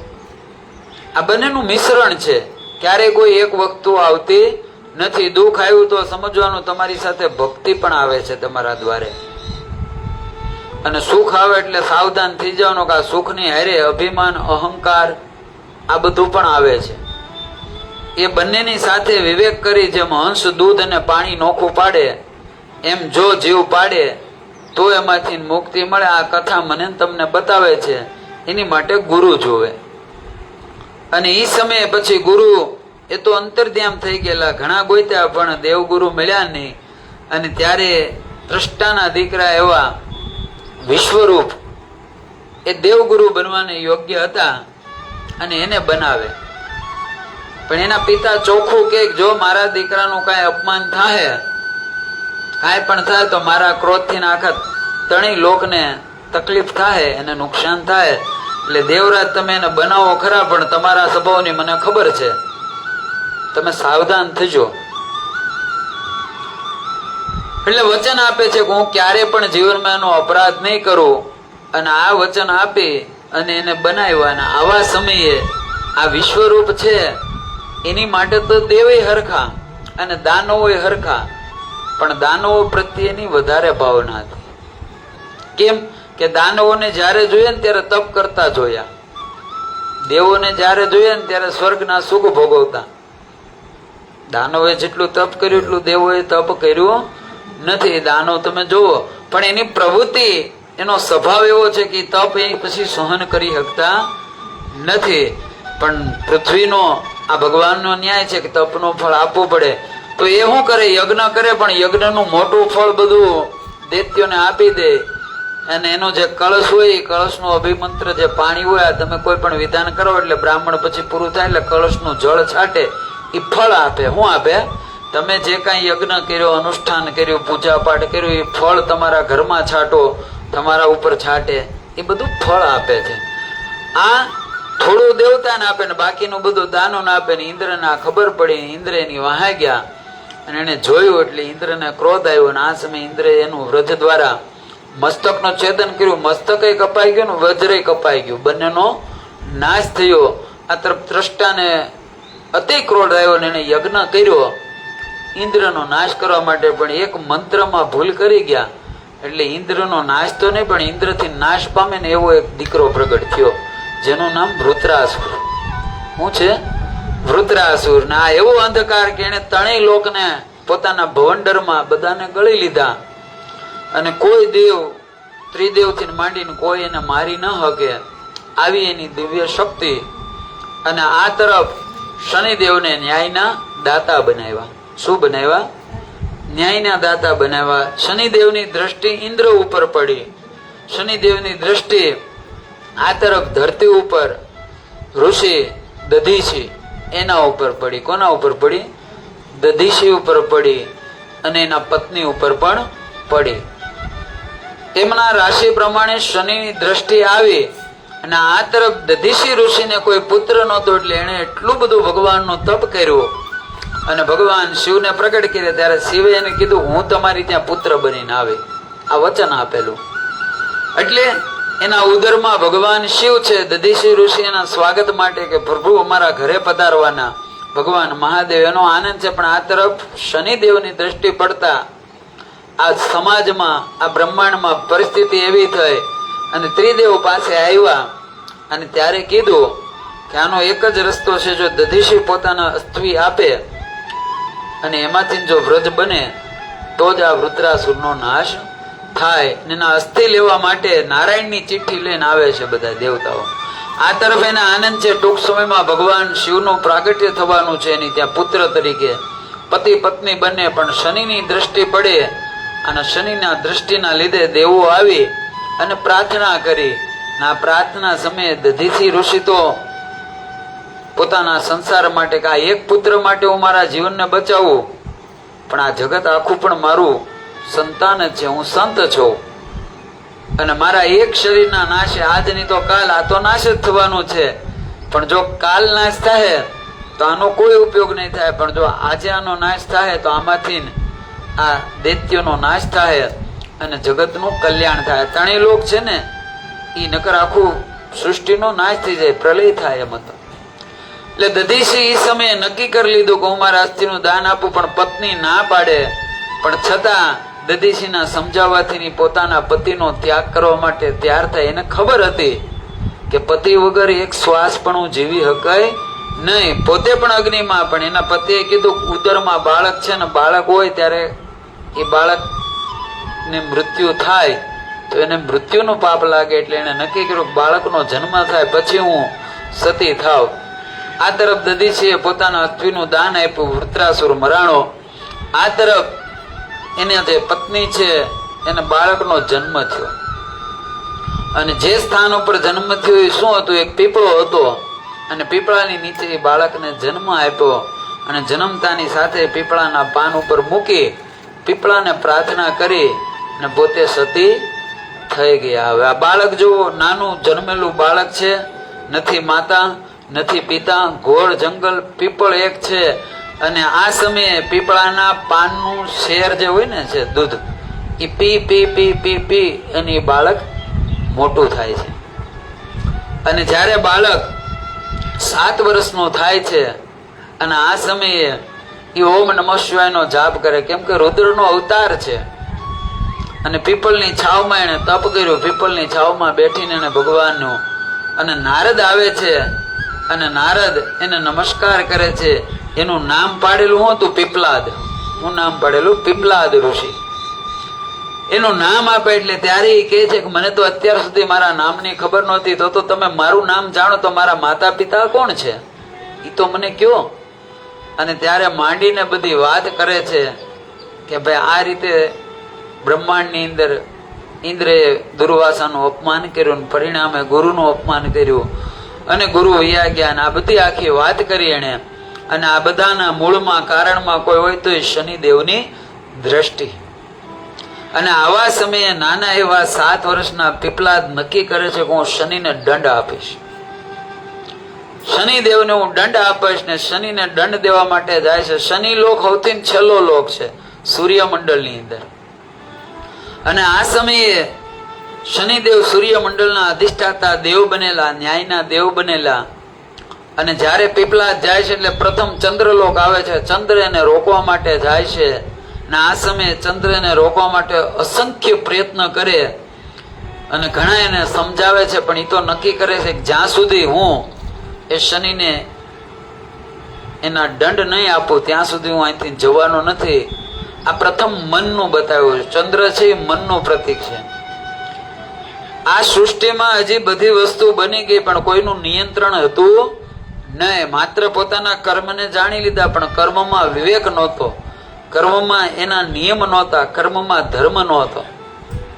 એટલે તમે જુઓ વારંવાર બધી કથામાં બધા દેવોએ અપરાધ કરેલા, અનેક અપરાધ કરેલા. ચંદ્રની પણ કથા છે કે ચંદ્ર પોતાના દેવગુરુની પત્ની તારા ઉપર એની દ્રષ્ટિ બગડે ને એમાંથી બુદ્ધનું પ્રાગટ્ય થાય છે. આ બધું બતાવે છે ને, બધું એ હું બતાવે કે આ બધું. એટલે ચંદ્ર એ મન છે, મનને નિયંત્રણ કરવા માટે આ પીપલાદ ઋષિ જે શિવનો અવતાર છે એની ઉપર એના તમામ શક્તિનો જ્યારે પ્રહાર કરે છે ચંદ્ર, ત્યારે એની તમામ શક્તિ છે પીપલાદ ઋષિ પોતાની અંદર ખેંચી લે છે. અને આપણે વિજ્ઞાનની દ્રષ્ટિએ જો તો પેલા ચંદ્ર છે ને પૃથ્વીમાં એ બહુ મોટો હતો, બહુ નજીક હતો અને બહુ મોટો દેખાતો. એ જે આ પીપલાદ ઋષિ છે એને માપ આપ્યું. હું આપ્યું? માપ આપ્યું. એનું ગુરુત્વાકર્ષણ બહુ હતું, એનું નિયંત્રણ નહોતું. અને એક નિશ્ચિત દૂરી અત્યારે જે વર્તમાન પરિસ્થિતિમાં છે, આ પછી ધીરે ધીરે પૃથ્વીનું જીવન આગળ વધે. એટલે સૌથી પહેલા ચંદ્રને એની સ્થિરતા આપી. અને આ જે મંગળ આવે છે આડા, અને મંગળ ઉપર એમ કહે છે આપણું વિજ્ઞાન કે આમ ગણો તો મંગળ ઉપરથી પૃથ્વી ઉપર જીવન આવ્યું. આ જે અત્યારે આપણી પૃથ્વી છે ને એ પેલા મંગળ હતો અને એમાંથી આપણી આ પૃથ્વી ઉપર જીવન આવ્યું. એટલે કે જે કાંઈ બેક્ટેરિયા, જે કાંઈ પેલું વેલું જીવન આવ્યું એ મંગળ લોકમાંથી અહીંયા આવ્યું છે. એટલે મંગળને સંતુલન કરીને એનું જે કાંઈ હતું એ પણ એને એલું કર્યું, એ પણ એને રોકી ક્યાં નહીં. મંગળથી આગળ જાય એટલે બુદ્ધ, બુદ્ધ છે એ અતિ તેજસ્વી છે, બુદ્ધિની તીવ્રતા છે. આ બુદ્ધિ દ્વારા અનેક રીતે અનિયંત્રિત થયેલી બુદ્ધિને, એવા બુદ્ધને પણ એ સંયમમાં આપે. હેમાં આપે છે? અને એને આધીનતા પ્રદાન કરાવે. કોની? કે ઋષિઓની, પીપલાદ ઋષિ. અને ત્યારે પછી ગુરુ મહારાજને આજ્ઞા કરે છે. ગુરુ જાય ત્યારે ગુરુ એને જ્ઞાન આપે. એ સમયે હામું જ્ઞાન આપે ત્યારે એને ખબર પડે કે આ વસ્તુ 7 વર્ષના બાળક બોલે આ છે કોણ. અને એ સમયે ભગવાન શિવ રૂપે એને દર્શન થાય કે આ તો આદિ અનાદિ ભગવાન શિવ છે. એને નમન કરીને એ પણ સાઈડમાં આવી જાય છે. પછી આવે શુક્રાચાર્ય. શુક્રાચાર્યને તપનું અભિમાન છે. શું છે? શાસ્ત્રનું અભિમાન છે, દૈત્યોના ગુરુ છે. અને આવા સમયે શુક્રાચાર્યનું જે તેજ એને હણી અને ભગવાન એને એક નેત્ર દ્રષ્ટિ આપે.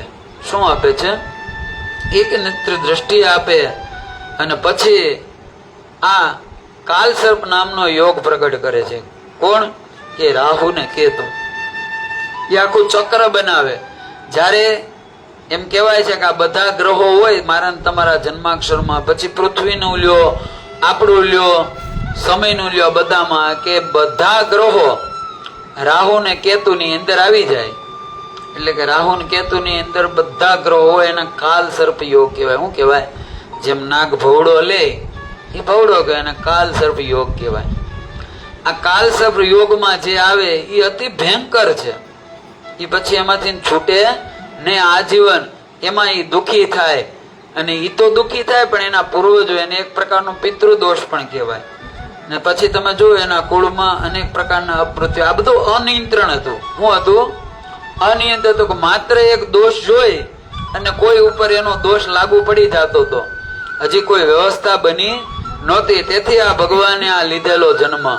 એટલે એને એમ કે અમે બે થઈને આ બાળકને, એમાં ભગવાન એની ભેગા એની લીલામાં લીલા કરે છે ને એને સંપૂર્ણ એમ થઈ ગયું કે અમારા દોષમાં આવી ગયું આ બાળક, અને હવે આ બાળક આમાંથી છૂટશે નહીં. પણ ભગવાન એની અંદર પ્રવેશ કરીને એનું જે કાંઈ બળ હતું એ બધું બળ પીપલાદ ઋષિએ ખેંચી લીધું ને એમાંથી મુક્તિ કરીને બહાર આવ્યા અને બંનેને નોખા કરી દીધા. અને પછી શનિ લોકમાં ગયા. ક્યાં ગયા? શનિ લોકમાં પહોંચ્યા. એટલે શનિ કે આ અસંભવ છે, અહીંયા ભોગે નહીં, છતાં પહોંચ્યા. એટલે સમજાવે તમે અહીંથી જતા રહ્યો. ત્યારે કીધું કે હું જવા માટે નથી આવ્યો, હું તો તમને દંડ દેવા આવ્યો. ત્યારે કે અરે બાળક તને ખબર નથી મારો ન્યાય અને મારા ક્યારેય કર્મમાં કોઈ ફેર ન આવે. મેં તારા માતા પિતા ઉપર દ્રષ્ટિ નાખી, એ મેં મારા ધર્મનું કાર્ય કર્યું છે. ત્યારે કીધું નહીં, તમે ધર્મનું કાર્ય નથી કર્યું. જેમ મદિરા પીધેલો હાથી ગાંડો થાય અને આખા વનને ઉજેડી નાખે, એમ તમારી દ્રષ્ટિ પણ જેના ઉપર પડે છે ને એના કર્મનું ફળ નહીં, પણ તમે એના આખા પરિવાર, એના કુટુંબને બધાને તમે છીનભીન કરી નાખો છો. ત્યારે કહે છે કે મેં મારા મહાદેવને પણ મૂક્યા નથી, જેણે મને આ ન્યાય આપ્યો. આ મહાદેવ ઉપર દ્રષ્ટિ પાડે ત્યારે મહાદેવ પણ એમ કહેવાય છે કે પીપળની છાવમાં આખો દિવસ ગુફામાં રહે, પછી પીપળ પાવે, ન્યાયની દ્રષ્ટિ શનિદેવની એના ઉપર પડે છે. અને ભગવાનને આખો દી હંતાઈને દેવું પડ્યું. ત્યારે શનિદેવ એટલું બોલ્યા તમારે, ત્યારે ભગવાને એટલું જ કીધું કે મેં તમને ન્યાયના દાતા બનાવ્યા, અને હું જ જો મારા વચનની મર્યાદા ન પાડું તો આ જગતમાં તમને ન્યાય તરીકે સ્વીકારે કોણ? આ હું તમારાથી બીતો નહોતો, પણ મેં મારા આપેલા વરદાનના વચન માટે નારદના કહેવા પ્રમાણે ભગવાન આખો દી હંતાઈ જાય, શનિદેવની દ્રષ્ટિ ન પડે એટલે. પણ સાંજના સમયે પીપળના વૃક્ષ વિશે શનિદેવ આવે અને મહાદેવ ઉપર દ્રષ્ટિ પડે. આની કથા લાંબી છે. એમાં જ પછી મહાદેવના જીવનમાં સતીનો મહાદેવનો વિયોગ થાય છે. ગણપતિ ઉપર દ્રષ્ટિ પડે ત્યારે ગણપતિનું મસ્તકનું છેદન થાય. આ બધી કથા શનિ લોકની બહુ. પણ આ જે દ્રષ્ટિ પડી હતી ઋષિ ઉપર અને ઋષિ પત્ની ઉપર, દધીશી ઉપર, આજ કહે છે બાળક કે તમે એના માત્ર પૂર્વના કર્મ જોયા પણ એના વર્તમાનના કર્મ જોયા નહીં તમે. કે જેણે પોતાના અસ્થિનું દાન આપી દીધું, પોતાના જીવનું દાન આપીને પોતાના હાડકા આપી દીધા ને એના લીધે આ ત્રિલોક બચ્યું, નકર આ ત્રિલોક આખું નષ્ટ થઈ જાય. આ પૃથ્વી બની જ ન હોત તો તમે ન્યાય કોનો કરત? અને તમે મારી માતા ઉપર દ્રષ્ટિ નાખી પણ તમે એનો ત્યાગ ન જોયો, કે પેટમાં બાળક હોવા છતાં પણ એણે એના પતિને મંજૂરી આપી દીધી. બાકી જ્યાં સુધી જો ધર્મ પત્ની એને રજા ન આપે તો એ કાંઈ આ રીતે દાન ન કરી શકે. તમે એના પણ પૂર્વના, પણ આ બંનેમાં મારો શું દોષ હતો કે મારે જન્મતાની સાથે માતા પિતા આ બધું. તેથી તમે અનિયંત્રણ થઈ ગયા છો, તમને નિયંત્રણ કરવું જોવે. અને આ છે ને ભગવાન, એનું પાછળનું કારણ એક જ હતું કે એની અંદર પડેલી જ્વાલા હતી. શું હતું? એના માતા પિતાનું સુખ જે એને મળ્યું નથી.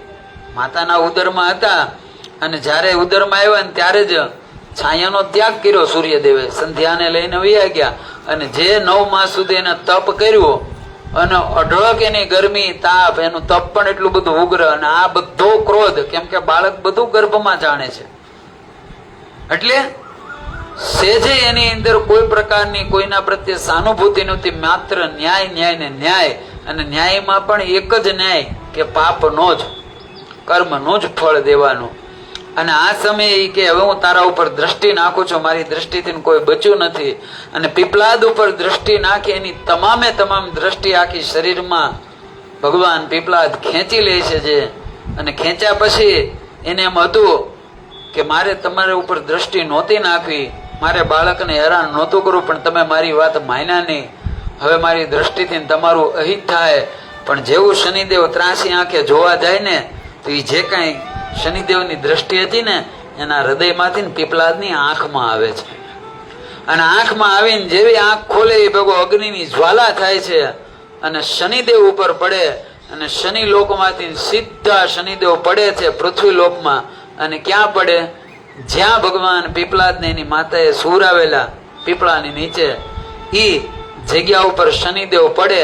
અને પડે ને ત્યારે દાહીનો પગ છે ને એનો ભાંગી જાય છે. ઉભા એની ઉપર રહી નથી શકતા, એનો પગ છે એની ગતિ થંભી જાય છે. અને આ સમયે મનમાં શોક કરે છે કે આ કોણ છે, કોણ છે? અને ત્યારે પ્રગટ થાય કે જુઓ, આ હું પીપળાદ ઋષિ છું. અને આ પીપળાએ મને દૂધ પાય અને મોટો કર્યો છે. અને તમે માત્ર એક તરફી દ્રષ્ટિ રાખી, માત્ર તમે લોકોના પાપ જોયા, એના પુણ્યને જોયા નહીં. અને આના લીધે છે ને લોકોનું જેનું છે એને તો તમે આપો, પણ એની વાર એનો પરિવાર નષ્ટ થઈ જાય છે આખા બધા. અને એ પરિવારના નષ્ટિ માટે એને અઢળક દુઃખ સહન કરવું પડે છે. અને આ સમયે ભગવાન પીપળાદ પ્રગટ થાય છે, દિવ્ય રૂપ લે છે. બ્રહ્મા, વિષ્ણુ, મહેશ અને બધા ગ્રહો આવે છે, રાહુ, કેતુ આવે, આ બધા આવે છે. અને ભગવાન પીપળાદની પ્રાર્થના કરે છે. અને ભગવાન મહાદેવ રૂપે પ્રગટ થાય છે અને બોલે છે કે સાંભળો શનિદેવ, આજથી તમે ન્યાય તો કરશો, પણ જ્યાં સુધી બાળક 16 વર્ષનું ન થાય ત્યાં સુધી તમારી પનોતી કોઈને લાગશે નહીં. અને પેલા તમારી સળંગ પનોતી હતી, સળંગ હતી અને લાગતી હતી, પણ હવે એના 3 ભાગ થાય. એક સોનાના ભાગે, એક રૂપાના ભાગે અને એક છે ને એ લોખંડના ભાગે. એના ફળ અલગ અલગ રીતે છે. અને પાપ અને પુણ્યનું મિશ્રણ કરી એનું ફળ દેવાનું. એકલું પાપનું નહીં, પાપની સામું પુણ્યનું મિશ્રણ કરી. અને હેતુ કોઈને દંડ દેવાનો નથી મારો. ભગવાન શિવે શું કીધું? હેતુ કોઈને દંડ દેવાનો નથી. હેતુ કેવલ એને અપરાધ તરફથી મોડી અને ધર્મના માર્ગ ઉપર. બાકી આ જગતનો કોઈ એવો જીવ નથી જેને પાપ ના કર્યા હોય, જેને પુણ્ય ના કર્યા. જો તમે આ રીતે દ્રષ્ટિ નાખો તો બધાના પાપ જ ને પાપનું ફળ આપો તો પુણ્ય તો ભોગવવાનો વારો આવે નહીં. અને આ રીતે થાય. અને આ સમયે શનિદેવને પોતાની ભૂલ સમજાણીને જે પોતાના જીવનનો આ તાપ હતો એ બધો તાપ ભગવાને ખેંચી લીધો. ન્યાયના એને દેવતા બનાવ્યા. આ કર્મનો ન્યાય મોક્ષ પત્રિકામાં પહેલા બતાવ્યો. એટલે બાળકના જન્મથી લઈ અને મૃત્યુ સુધીમાં તમામ કર્મ આ જન્મના અને પૂર્વ જન્મના ભેગા થાય ને એના ન્યાય પ્રમાણે શનિદેવ જ આના બધાના કારક બને છે. અને આ સમયે પીપળાદ ઋષિએ કીધું છે કે જે કોઈ માણસ અમાસને દિવસે આવી આ પીપળાની નીચે એક દીવો કરે અને 108 પ્રદક્ષિણા કરશે એને ક્યારેય શનિની સાડાસાતી લાગશે નહીં. જે કાંઈ લાગશે એ કર્મનો દોષ લાગશે, પણ એનો ક્રોધ ક્યારે એને લાગશે નહીં. વળી કાલ સર્પ દોષનું જેનું નિવારણ કર્યું અનિયંત્રણ હતું કે એકવાર માણસ કાળ સર્પમાં જન્મો તો આખું જીવન એનું દુઃખમાં જ જાતું. એને ક્યારે પણ મુક્તિ મળતી નહીં. નહીં મનથી, નહીં તનથી કે નહીં સમાજથી. માણસ દુઃખી જ રહેતો. એનું પણ ભગવાન પીપળાદે આ રીતે એનું નિર્વાણ કરીને એને કીધું કે જે કોઈ માણસને કાલ સર્પ દોષ હોય અને એ માણસ પણ અમાસને દિવસે ભગવાન શિવ અને ભગવાન જે પીપળાદ ઋષિને યાદ કરી અને 9 નાગ લેવાના. કેટલા નાગ લેવાના? 3 નાગ છે એ નદીની અંદર વિસર્જિત કરવાના. 3 નાગ છે એ શિવને અર્પણ કરવાના અને 3 નાગ છે એ પીપળે. એને સંપૂર્ણ રીતે આ કાલ સર્પ દોષમાંથી મુક્તિ પ્રાપ્ત થાય, એનું નિવારણ થશે અને યોગ્ય એને ઉચિત એના સંપૂર્ણ રીતે વિધિ વિધાનનો માર્ગ મળશે. બાકી તો ન કરો વિધિનો માર્ગ ન મળે. બ્રાહ્મણ પાસે જઈને બતાવે ને કે કાલ શબ્દ હતી કે અમે એવું માનતા નથી. હું કે પણ આ બધું છે કાલ સર્પ દોષ, એટલે કે જે કાળનો તમારો અપરાધ છે એનો દોષ ને એ દોષમાં તમારો જન્મ થયો. જો પીપલાદ જેવા ઋષિ શિવનો અવતાર, પણ આ સમયે આ બધા યોગ હતા તો આ બધું દુઃખ એને જીવનમાં સહન કરવું પડ્યું. અને સહન કર્યું એટલે કે એનું પુણ્યનું ક્યાંય એને મળ્યું નહીં, કેવલ એને કેવલ પાપનું મળ્યું. તો સૌથી પહેલા ભગવાને આ બધાને નિયંત્રણ આપ્યું, તમામે તમામ ગ્રહોને. અને શનિ એના અધિષ્ઠાતા છે. કોણ છે? શનિદેવ. પણ આ બધામાંથી કોઈનું મહત્વ હોય તો પીપલાદ ઋષિ અને પીપળનું. એટલે પીપળ વૃક્ષની આપણે પૂજા કરવી. આપણા ધર્મમાં પીપળો છે, એની અંદર તમામ દેવનો વાસ છે. તમામે તમામ દેવતા એની અંદર વાસ કર્યો અને જીવનના કર્મના બંધનમાંથી રસ્તો લેવા માટેનો માર્ગ બતાવ્યો. હવે આ મોક્ષ પત્રિકા મને તમને બતાવે. સૌથી પહેલા આપણા જન્મના એ બિંદુને યાદ કરો કે આ શરીર પહેલા આપણે ક્યાં હતા અને આ શરીર લેવા પાછળનું કારણ શું? એનું કારણ એ જ હતું કે આપણી સૂક્ષ્મમાં પડેલી વાસના. વાસના 3 પ્રકારની કીધી. કેટલા પ્રકારની કીધી? એક માણસને દૈહિક વાસના હોય, એક માણસને શાસ્ત્રની વાસના હોય, ને એક વાસના છે ને માણસને એ મુક્તિની હોય છે. શાસ્ત્રની વાસના દ્વારા પણ અતિ શાસ્ત્ર અતિ પઠન કરવાથી પણ કોઈને મુક્તિનો માર્ગ મળતો નથી. દેહ છે એની ક્યારેય કામનાઓ કોઈ પૂરી થઈ નથી, ક્યારેય કોઈની થવાની નથી. દેહની દ્વારા જે આ જગતમાં કામના પૂરી કરવા ગયા એની કામના ક્યારેય પૂરી જ નથી થઈ. શાસ્ત્રની અંદર શાસ્ત્રનું જેટલું પણ તમે અધ્યયન કરો એની માટે આ મોક્ષ પત્રિકામાં લખ્યું છે. જ્યારે કઠોર ઉપનિષદની વાત આવી ત્યારે નારદજીના સંવાદમાં કીધું આ નારદી ભક્તિના આચાર્ય હતા. કોણ હતા? આચાર્ય હતા. પણ આ નારદજીને ભક્તિનું એટલું બધું કરવા છતાં પણ એને મુક્તિનો માર્ગ ન મળ્યો ને અંતે એને તપ કરીને મોહમાં આવ્યા અને આ મનમાં અભિમાન આવ્યું મેં કામ વિજેતા. અને ભગવાન મોહિની દ્વારા ભગવાને જે વિશ્વ મોહિનીનું રૂપ લીધું ને અને નારદની ભક્તિ ત્યાં ખંડિત થઈ. આ બતાવે છે કે માત્ર એકલા ભક્તિના કાર્ય કરવાથી પણ મુક્તિની પ્રાપ્તિ નથી થતી. એ જ રીતે આ આત્મદેવની કથા જે ભાગવતમાં પ્રથમ બતાવી, આ મોક્ષ પત્રિકામાં કહે છે કે આત્મદેવ જ્યારે આત્માની હત્યા કરવા માટે જાય, જંગલમાં સંત મળ્યા.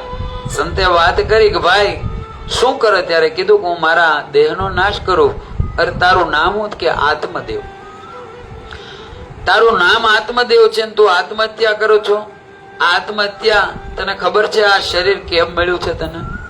પરમાત્માની પ્રાપ્તિ માટે મળ્યું. આ સમયે કહે છે કે નહીં, આ શરીર મને દુઃખ ભોગવવા માટે મળ્યું છે. મારા દુઃખ કેટલા છે તમને શું ખબર હોય? મારી ત્યાં સંતાન છે નહીં, મારા આંગણામાં તુલસીનો ક્યારો ક્યારે ઉજેરતો નથી, મારા આંગણામાં પડેલી ગાય ક્યારે દૂધ દેતી નથી, મારા ઘરને આંગણે કોઈ જળ પીતું નથી. હું બ્રાહ્મણ હોવા છતાં પણ એક તિરસ્કૃત હોઉં, લોકો મારી તિરસ્કાર કરતા હોય, આવું મારે અપમાન ડગલે ને પગલે સહન કરવું પડે. ત્યારે એટલું જ કહે છે ભાઈ આ પૂર્વના કર્મનું ફળ છે અને આને જ્યાં સુધી ભોગવશો નહીં ત્યાં સુધી આનો છુટકારો પણ થવાનો નથી. તમે એમ માનતા હોય કે આમાંથી છૂટાય તો આ જગતમાં કર્મના ન્યાયથી કોઈ છૂટ્યો નથી, કોઈ છૂટવાનું નથી. હા, કર્મમાંથી મુક્તિ નથી મળતી પણ કર્મના દુઃખમાંથી મુક્તિ અવશ્ય મળે છે. એની માટે દ્રષ્ટિ જોવે. આ સમયે ઘણો એને સમજાવે કે ભાઈ પુત્ર વાળા દુઃખી છે, પુત્ર વગરના દુઃખી છે. દુઃખ એ માત્ર કર્મનું ફળ છે, મનની પ્રકૃતિ છે. બાકી આ સંસારમાં દુઃખ ક્યાંય નથી, આ સંસારમાં સુખ નથી. સંસારમાં હોય ને તો કેવલ આનંદ છે. શું છે? આનંદ છે. એ શાશ્વત છે, અવિનાશી છે. અને જીવ શું છે? તો રામાયણમાં ગોસ્વામી બોલ્યા ને, ઈશ્વર અંશ જીવ અવિનાશી ચેતન અમલ સહજ સુખ રાશિ. કેવો છે? સુખ એટલે આનંદ, સહજતાથી. બાકી તો સુખની સામું દુઃખ પડેલું છે. સુખ એ પુણ્યનું ફળ આપે, દુઃખ છે એ પાપનું ફળ આપે. આ બંને જીવનમાં રહેવાનું.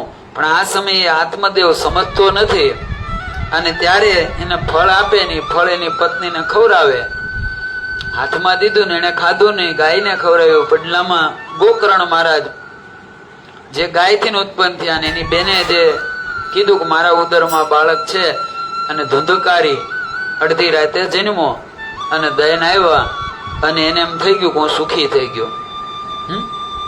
આ કથા બતાવે છે આની અંદર ખાસ એની કે ઈ સમયે એને એમ હતું કે હું સુખી થઈ ગયો. સમાજમાં એટલું બધું એનું માન હતું, સમાજમાં જ્યાં જઈને એને બધા પગે લાગતા હતા. પણ આ ધુંધકારીના કર્તવ્યના લીધે, ધુંધકારીના કાર્યના લીધે આજ આખો સમાજ એને ધુતકારવા લાગ્યા.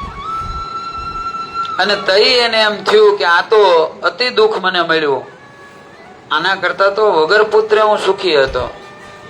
હવે એ મનમાં બોધ લાગ્યો કે પેલા ઋષિ જે મને કહેતા હતા એ સાચું કહેતા હતા, પણ એ સાંભળેલું જ્ઞાન હતું ને.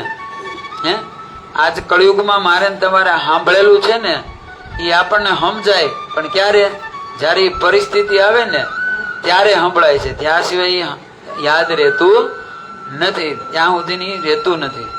અને ત્યારે પછી એ રડવા લાગ્યા ને આવ્યા આત્મદેવ ને રોતા જોઈને ગોકર્ણજી. ત્યારે કીધું પપ્પા, પિતાજી તમે કેમ દુઃખી છો? આ ધુંધકારીના લીધે હું દુઃખી છું. ત્યારે કીધું નહીં, તમે એના લીધે દુઃખી નથી, તમે દુઃખી તમારા મનના લીધે છો. નહીં ભાઈ, તું જોતો ખરો, આ તું કેટલો વિવેકી છો. તું જ્યાં જ્યાં ત્યાં લોકો તારી પ્રશંસા કરે છે, હું પણ જ્યાં જાઉં ત્યાં લોકો એમ કહે છે કે નહીં આ તમારા દીકરા બહુ દિવ્ય છે, એની પાસે બેસવાનું મન થાય છે, એનામાં કેટલું જ્ઞાન છે. આ જ્યાં જાઓ ત્યાં ધુંધકારીના ઠપકા ન કરવાના કાર્ય કરે છે. એને મારા હાથ કુળની જે કાંઈ હતી ને મર્યાદા, આ બધી મર્યાદાને ભંગ કરી દીધી. ત્યારે કીધું કે હે પિતાજી, ઈ એના કર્મને લઈને આવ્યો છે ને એના કર્મ પ્રમાણે જીવનમાં ભોગ ભોગવે છે, અને તમે જે દુઃખ ભોગવાની તમારા કર્મના છે, ધુંધકારીના કર્મના છે નહીં. તમે જયારે એમ કહો છો કે ધુંધકારીએ દુઃખ આપ્યું હતું, ત્યારે ધુંધકારી નહોતો. ત્યારે તમને યાદ છે તમે જંગલમાં આત્મહત્યા કરવા ગયા ત્યારે તમારે કોનું દુઃખ હતું? દુઃખનું કારણ ફેર્યું છે, બાકી દુઃખ તો એનું ઈ જ છે, ઈ જ તમારું મન છે ને ઈ જ તમારું દુઃખ છે. પેલા અહીં નહોતો ને એનું દુઃખ હતું ને હવે છે એનું દુઃખ છે. કેન્દ્રમાં દુઃખ છે, વ્યક્તિ કે વસ્તુ છે નહીં. આ રહસ્યને સમજવા માટે તમે જાઓ. એકાદશ સ્કંદ છે જેમાં નવયોગીની ચર્ચા છે. એમાં 3 વાસના પ્રધાન બતાવી. શાસ્ત્રની વાસના, માણસને જ્યાં સુધી શાસ્ત્ર અતિ વાંચન કરવાથી કોઈને મુક્તિ મળી નથી, અતિ શ્રવણ કરવાથી કોઈને મુક્તિ મળી નથી, અતિ પઠન કરવાથી કોઈને મુક્તિ નથી મળી. એનું પ્રમાણ બતાવે છે ભાગવતની જ અંદર આ 10મા સ્કંદમાં આત્મદેવને કે જ્ઞાનની મુમુક્ષા અને જ્ઞાનની અને બુદ્ધિની એકદમ તીવ્રતા એ માણસને મુક્તિ નહીં પણ ઉલટાના વિક્ષેપ કરી દે. શું કરી દે? વ્યાસ નારાયણ જયારે વિસ્તાર કર્યો વેદનો, આ વેદમાં 4 શ્લોક હતા, કેટલા? 4 શ્લોકી. એનો વિસ્તાર કરી એનું વિભાજન કર્યું અને વેદની એટલી શાખાઓ બનાવી, ઉપનિષદ બનાવ્યા, અને એટલાથી પણ અટક્યા નહીં, એટલે 17 પુરાણ બનાવ્યા વ્યાસ નારાયણે. કેટલી કલમકારી, તમે વિચાર કરો. આ એટલું કર્યું. આ બતાવે છે આની અંદર મોક્ષ પત્રિકામાં કે વ્યાસ નારાયણે એટલું લખ્યું, એમાં અઢળક જ્ઞાન છે કે જેની કોઈ સીમા નહીં. આ જગતનું કોઈ એવું રહસ્ય ન હોય, આ જગતનું કોઈ એવી ઘટના ન હોય. આ બીજા પુરાણ તો ઠીક, પણ મહાભારત પુરાણ લખીને એનું સૂક્ષ્મ અભિમાન કર્યું. શું કર્યું? કે જે મારા મહાભારતમાં છે એ જ આ જગતમાં છે, જગતમાં થવાનું અને જગતમાં થઈ રહ્યું છે. એટલે કે 3 કાળની અંદર જગતમાં જે થઈ ગયું એ પણ મહાભારતમાં છે, જગતમાં જે થઈ રહ્યું છે એ પણ મહાભારતમાં છે, અને હજી ભવિષ્યમાં જે થવાનું ને એ પણ મહાભારતનું છે. અને જે ગીતા એ પણ મહાભારતમાં જ ભગવાને ધર્મ ક્ષેત્રે કુરુક્ષેત્રે મધ્યે ભગવાને પોતાનો રથ લાવવાનું અર્જુને કીધું, અને કૌરવ અને પાંડવોની વચ્ચે આવી અને જે ગીતાના અધ્યાય 18 અધ્યાય દ્વારા જ્ઞાન આપ્યું એ પણ મહાભારતમાં છે. પણ આ એટલું કર્યું ને તો પણ આમાં બતાવે છે કે વ્યાસ નારાયણને સમાધાન મળ્યું નહીં, મોક્ષ નો મળ્યો, મુક્તિ નો મળી, બેચેની મળી. એને મનમાં ઉકળાટ થયો અને સંત હતા તેથી વ્યાકુળ બન્યા કે એટલું એટલું કરવા છતાં હવે આમાં બાકી શું રહે છે? આમાં કોઈ વસ્તુ બાકી નથી રહેતી. અને આ સમયે મોક્ષનો માર્ગ બતાવવા માટે નારદજી આવી અને એટલું જ કહે છે, તમે ઘણું જ્ઞાન ભક્તિ આ બધું લોકોને આદર્શ આપે પણ જીવનમાં સાચું સમાધાન ન આપે. કેમ કે આ સર્વકાળ માટે છે. શેના માટે છે? સર્વકાળ. જે કાળની અંદર જે વસ્તુ યોગ્ય હોય એ યોગ્યમાં જ કામ કરે. પણ હવે તો તમે કોઈ એવો ગ્રંથ બનાવો જે સર્વકાળ સર્વ લોક માટે હોય ને એની માટે એક જ છે કે હૃદયમાં ભક્તિને ધારણ કરી અને તમે ભક્તિયુક્ત ભાગવતની રચના કરો. શેની કરો? ભાગવત છે વિદ્વાનોની પણ કસોટી કરી લે. પરમહંસોની સંહિતા છે અને પરમહંસની પદવી લીધા વગર ક્યારે પણ જીવનમાં કર્મનો ન્યાય સમજાય નહીં. તેથી અતિ શાસ્ત્રનું વાંચન કરવાથી પણ મુક્તિ મળતી નથી. અતિ દેહના કાર્ય કરવાથી દેહના ભોગ ભોગવવાથી કોઈને મુક્તિ મળતી નથી. લંકાનો રાજા રાવણ એને આ જગતના તમામ ભોગ ભોગવ્યા છતાં પણ એને ક્યારે મુક્તિ મળી નહીં. અરે અયાતિ રાજા એને તો પોતાના દીકરાનું યૌવન લીધું. શું લીધું? દીકરાનું યૌવન લઈ લીધું સંસારના ભોગની તૃપ્તિ માટે, પણ છતાં એને મુક્તિ મળી નહીં. આ મને તમને બતાવે છે. વળી મુક્તિ માટે અતિ સત્સંગ મહત્વનો નથી, અતિ ભક્તિ પણ મહત્વ નથી, અતિ દાન પણ મહત્વ નથી. એની માટે કોઈ વસ્તુ મહત્વની હોય ને તો કેવલ અને કેવલ શરણાગતિ. શરણાગતિ વગર આ જગતમાં ભક્તિ પણ કોઈને પચી નથી, દાન પણ કોઈને પચ્યું નથી, જ્ઞાન પણ કોઈને પચ્યું નથી. તેથી રામાયણની અંદર કીધું કે જ્ઞાની છે ને એ મારો યુવાન પુત્ર છે. કેવો છે? યુવાન પુત્ર. અને ભક્ત છે ને એ મારો બાળક છે. તેથી તમે જુઓ શાસ્ત્રમાં ધર્મમાં જ્ઞાનીનું પતન થયું છે, ભક્તનો ક્યારેય પતન થયું નથી. જ્ઞાની છે ને યુવાન કીધું. આ માતા ધ્યાન કોનું રાખે? મોટો છોકરો હોય એનું ધ્યાન માતા ન રાખે. હે, એને કાંઈ પણ જોતું હોય તો મા પાસે આવીને માંગવું પડે કે મા મને ખાવા દે, મા મને આ દે, મા મને આ દે, બધું એને કેવું પડે. પણ નાનું છોકરું છે એને કાંઈ કરવું નથી પડતું. એને એક જ વસ્તુ કરવી પડે, બસ રુદન કરવું પડે. શું કરવું પડે? હે, એમ ભગવાને કીધું ભક્ત છે ને, ભક્ત સંત છે ને એ મારું બાળક સમાન છે. તેથી તમે જુઓ સંતો બધા હંમેશા એની આંખમાં આંસુ હોય. હે, ચૈતન્ય રોયા, મીરા રોયા, તુકારામ રોયા, નરસિંહ રોયા, બધા સ્તુતિ કરે, બધું કરે, પણ છેલ્લું એનું હથિયાર હું કે જયારે ઠાકે ત્યારે રોવે. આ ગોપી ગીતની અંદર ગોપીઓ છે ને, જયારે આંખમાં આંસુ આવ્યા અને રુદન કર્યું અને ત્યારે ભગવાન એની હામાં પ્રગટ થયા, ત્યાં સુધી ભગવાન આવ્યા નહીં. અને રુદન ક્યારે આવે? કે જયારે તમે બાલક બનો, જયારે તમારામાં બાલ્ય ભાવ આવે. અને તેથી જ આ પત્રિકામાં બતાવે છે આ કથા દ્વારા કે સર્વનો ન્યાય કરતા અધિષ્ઠાતા એવા ગણોના નાયક એ ભગવાન ગણપતિને બનાવ્યા. આ ગણપતિ છે એને કાયમને માટે બાલ્ય સ્વરૂપ રાખ્યા. શું રાખ્યા? બાલ્ય સ્વરૂપ. તમે ગણપતિ દાદાના બધા શ્લોકમાં જુઓ તો ઉમા સુતમ એની માને એને સાથે રાખ્યા. આ બે છે ને એ પ્રધાન દેવ છે, ગણપતિ ને શનિદેવ. માતૃ પ્રેમથી મોટો આ જગતમાં કોઈ પ્રેમ નથી. જે અખિલ બ્રહ્માંડના નિરાકાર એવા પરમાત્મા શિવના હૃદયમાં જો જન્મની ઈચ્છાને ઉત્પન્ન કરનારા હોય તો એ શનિ છે. અને શનિ છે ને એને સર્વસ્વ ન્યાયના દેવતા બનાવ્યા. શું બનાવ્યા? સર્વસ્વ. આ જગતનું ત્રિભુવનમાં કોઈ એવું સ્થાન નથી જ્યાં શનિની દ્રષ્ટિ ન હોય. અને શાસ્ત્ર ધર્મ એમ કે છે કે જેના ઉપર શનિની દ્રષ્ટિ આવે એ માણસ નીલ બની જાય. શું બની જાય? નીલ બની જાય. તો એ એકાદશ સ્કંદ દ્વારા ગોકર્ણજી કે તમને મુક્તિ મળે અને એની અંદર આ સંપૂર્ણ રીતે મોક્ષ પત્રની વાત બતાવી છે કે સૌથી પહેલા માણસે પોતાના ધર્મને જાણવા માટે સૌથી પહેલા પોતાના મૂળભૂત એ આત્મ તત્વને અંતર્મુખી બનવું પડે. શું બનવું પડે? અંતર્મુખી બનવું પડે. બહિરતા જ્યાં સુધી મારા તમારામાં છે ત્યાં સુધી સ્ત્રી પુરુષ નાના મોટા આ બધા ભાવ આ બધા ભેદ રહેવાના છે, પણ જ્યાં સુધી એ પરમ તત્વને જાણો નહીં ત્યાં સુધી એ ભેદ મટે નહીં. અને ભેદને મટાડવા માટે પ્રથમ ગુરુની જરૂર પડે. કોની પડે? ગુરુની જરૂર પડે.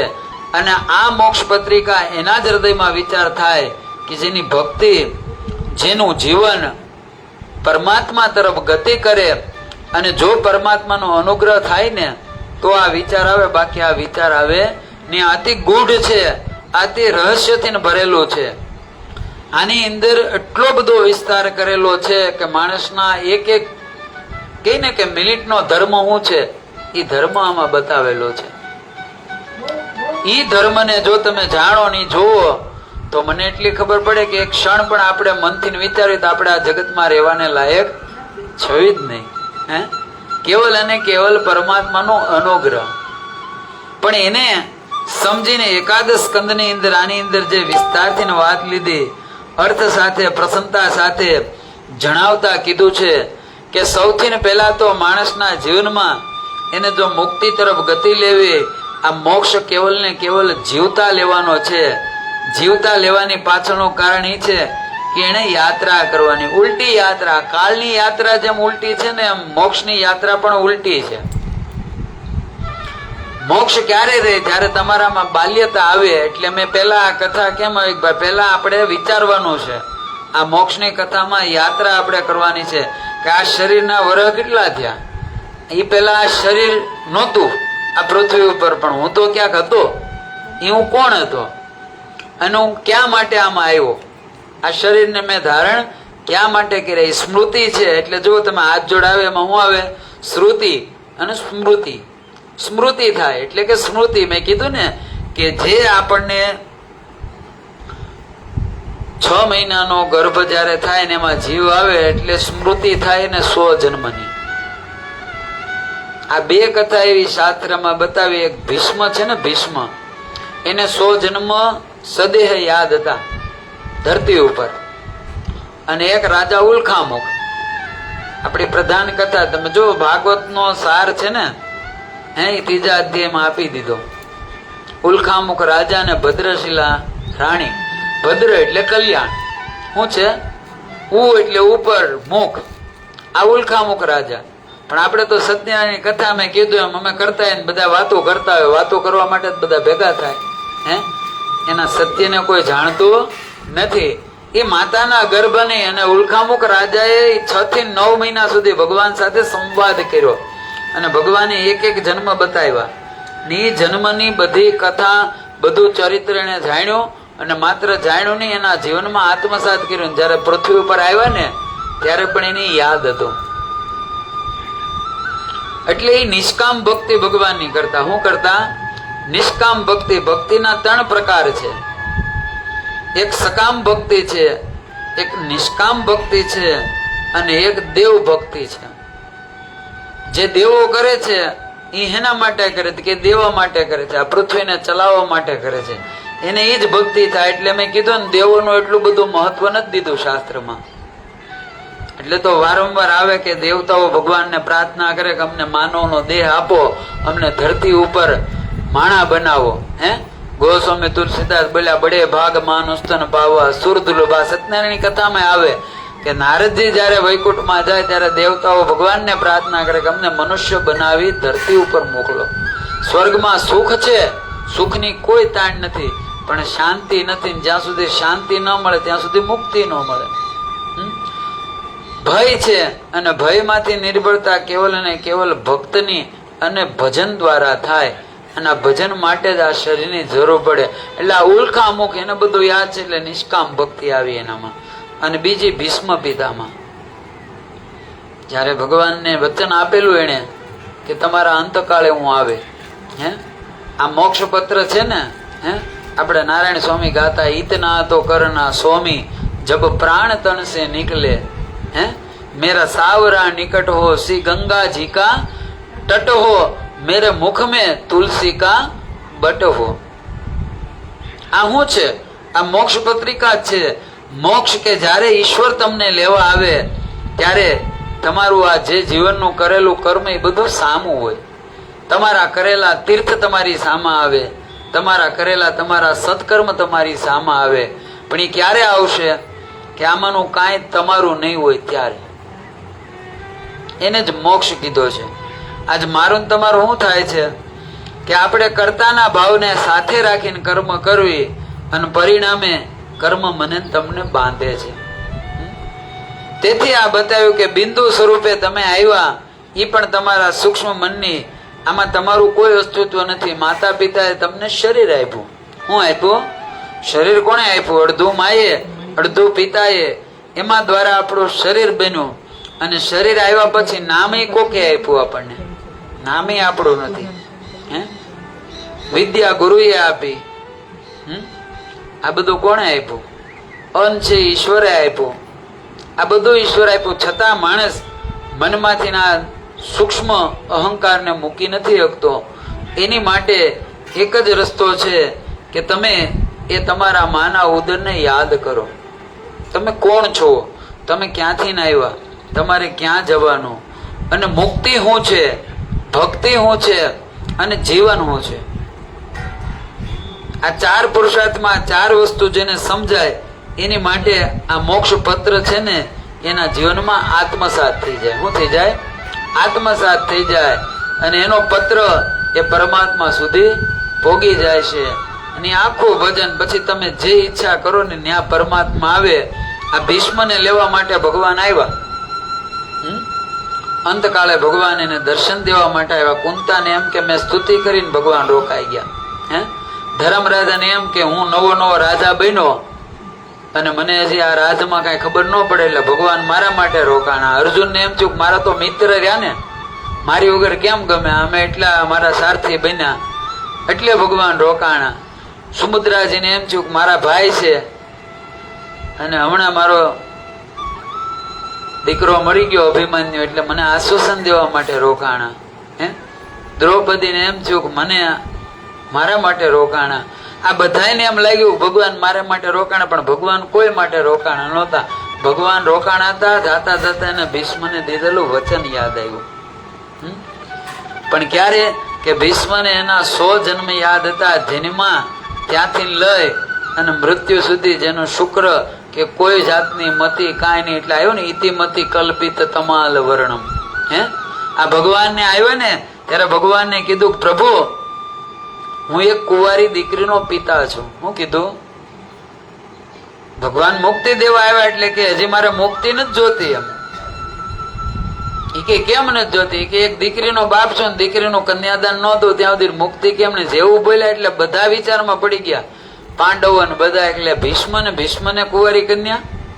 હે, કેમ કે એની પ્રતિજ્ઞા તો બધા જાણતા હતા કે જેને પિતાના સુખ માટે આજીવન બ્રહ્મચર્ય નું વચન લીધેલું અને ખરેખર શુક્ર કે જળ ક્યારેય તે જ એના શુક્રને અડ્યું નહીં. આવા ભીષ્મ કે એકવાર ભીષ્મ પ્રતિજ્ઞા કરે એ પછી અટલ થઈ જાય.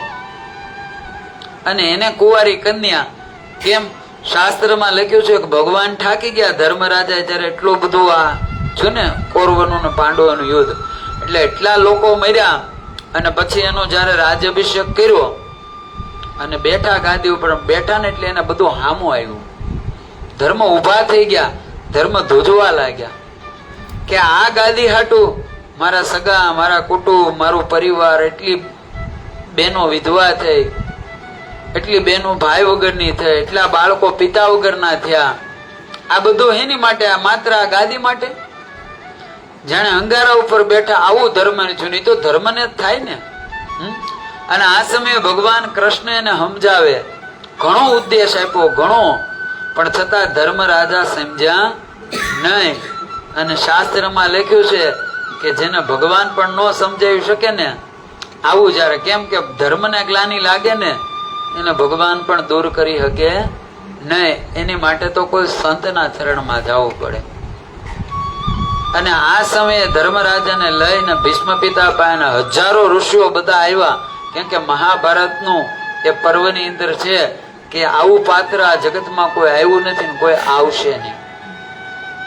અને એ સમયે ભીષ્મ પિતામહે તમામે પ્રકારનો ઉદ્દેશ આપ્યો, તમામ ધર્મનો ઉદ્દેશ આપ્યો.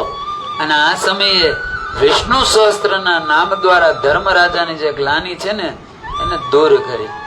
અને આખું કૃષ્ણમય જગત, એટલે કે કૃષ્ણ એ જ શ્રેષ્ઠ છે. એટલે બધા અવતારોમાં પૂર્ણ અવતાર કોઈને ગણ્યા હોય તે ભગવાન કૃષ્ણને ગણ્યા. અને આ એનો આ એકાદશ સ્કંદ છે ને એનો આ પ્રથમમાં આપણે આ દિવસે જે આનું વાંચન કર્યું તો આનું એક જ મહત્વ છે કે 10 ઇન્દ્રિય, આ 10 દ્વારનું મારું તમારું શરીર છે. આ 10 દ્વાર દ્વારા એકમ એવા પરમાત્મા જે 11 રુદ્ર કહેવાય એને પણ તમે એકાદશ અધ્યાય કહી લ્યો. દેવોના દેવ એવા મહાદેવ આ શ્રાવણ માસ. અને એ જ રીતે મેં કીધું 11 મુક્તિની દાતા છે. 10 દરવાજા છે, 10મા દ્વારેથી પ્રાણ જાય એટલે એક પરમાત્મામાં એકાદ જીવનો થઈ જાય. અને તેથી જ આ એકાદશી પણ 24 આવી, 24 તત્વનું આ શરીર છે. તો હવે આની અંદર કાલથી વિસ્તાર બતાવ્યો છે કે આપણે ક્યાં કર્મ કરવા અને કર્મની પાછળ કઈ દ્રષ્ટિ રાખવી. કેમ કે જો આ વસ્તુને આપણે જીવનમાં સમજી લેવી તો મુક્તિ એ ક્યાંય દૂર નથી. અને જો ન સમજાય તો જન્મ જન્મ મુનિ જતન કરે છતાં પણ એને ક્યારે પણ મુક્તિ મળતી નથી. અને દિવ્ય સત્સંગની અંદર પૂજ્ય ભાઈશ્રીએ જે નિત્ય સત્સંગ 365 દિવસના કર્યા, આમાંનો આપણે પ્રથમ દિવસનો જે સત્સંગ છે એમાં આ સત્સંગની અંદર સર્વ રીતે સત્સંગ એટલે કે આપણા મનનો પ્રોગ્રામ. શું કીધું? કોઈ પણ વસ્તુનું આયોજન, કોઈ પણ કાર્ય કરતા પહેલા એનો આખો એક પ્રોગ્રામ બને, એક ડાયોમીટર બને કે આ કાર્ય કઈ રીતે. જુઓ, આપણે મેં તમને સંકલ્પ કરાવ્યો, આ સંકલ્પ કર્યો એની અંદર આપણે કામના કરી કે જે જીવતા મુક્તિની વાત છે, આ મોક્ષ પત્રિકા, એ પત્રિકા આપણા જીવનમાં સાર્થક થાય એવી ઘડી ધન્ય છે.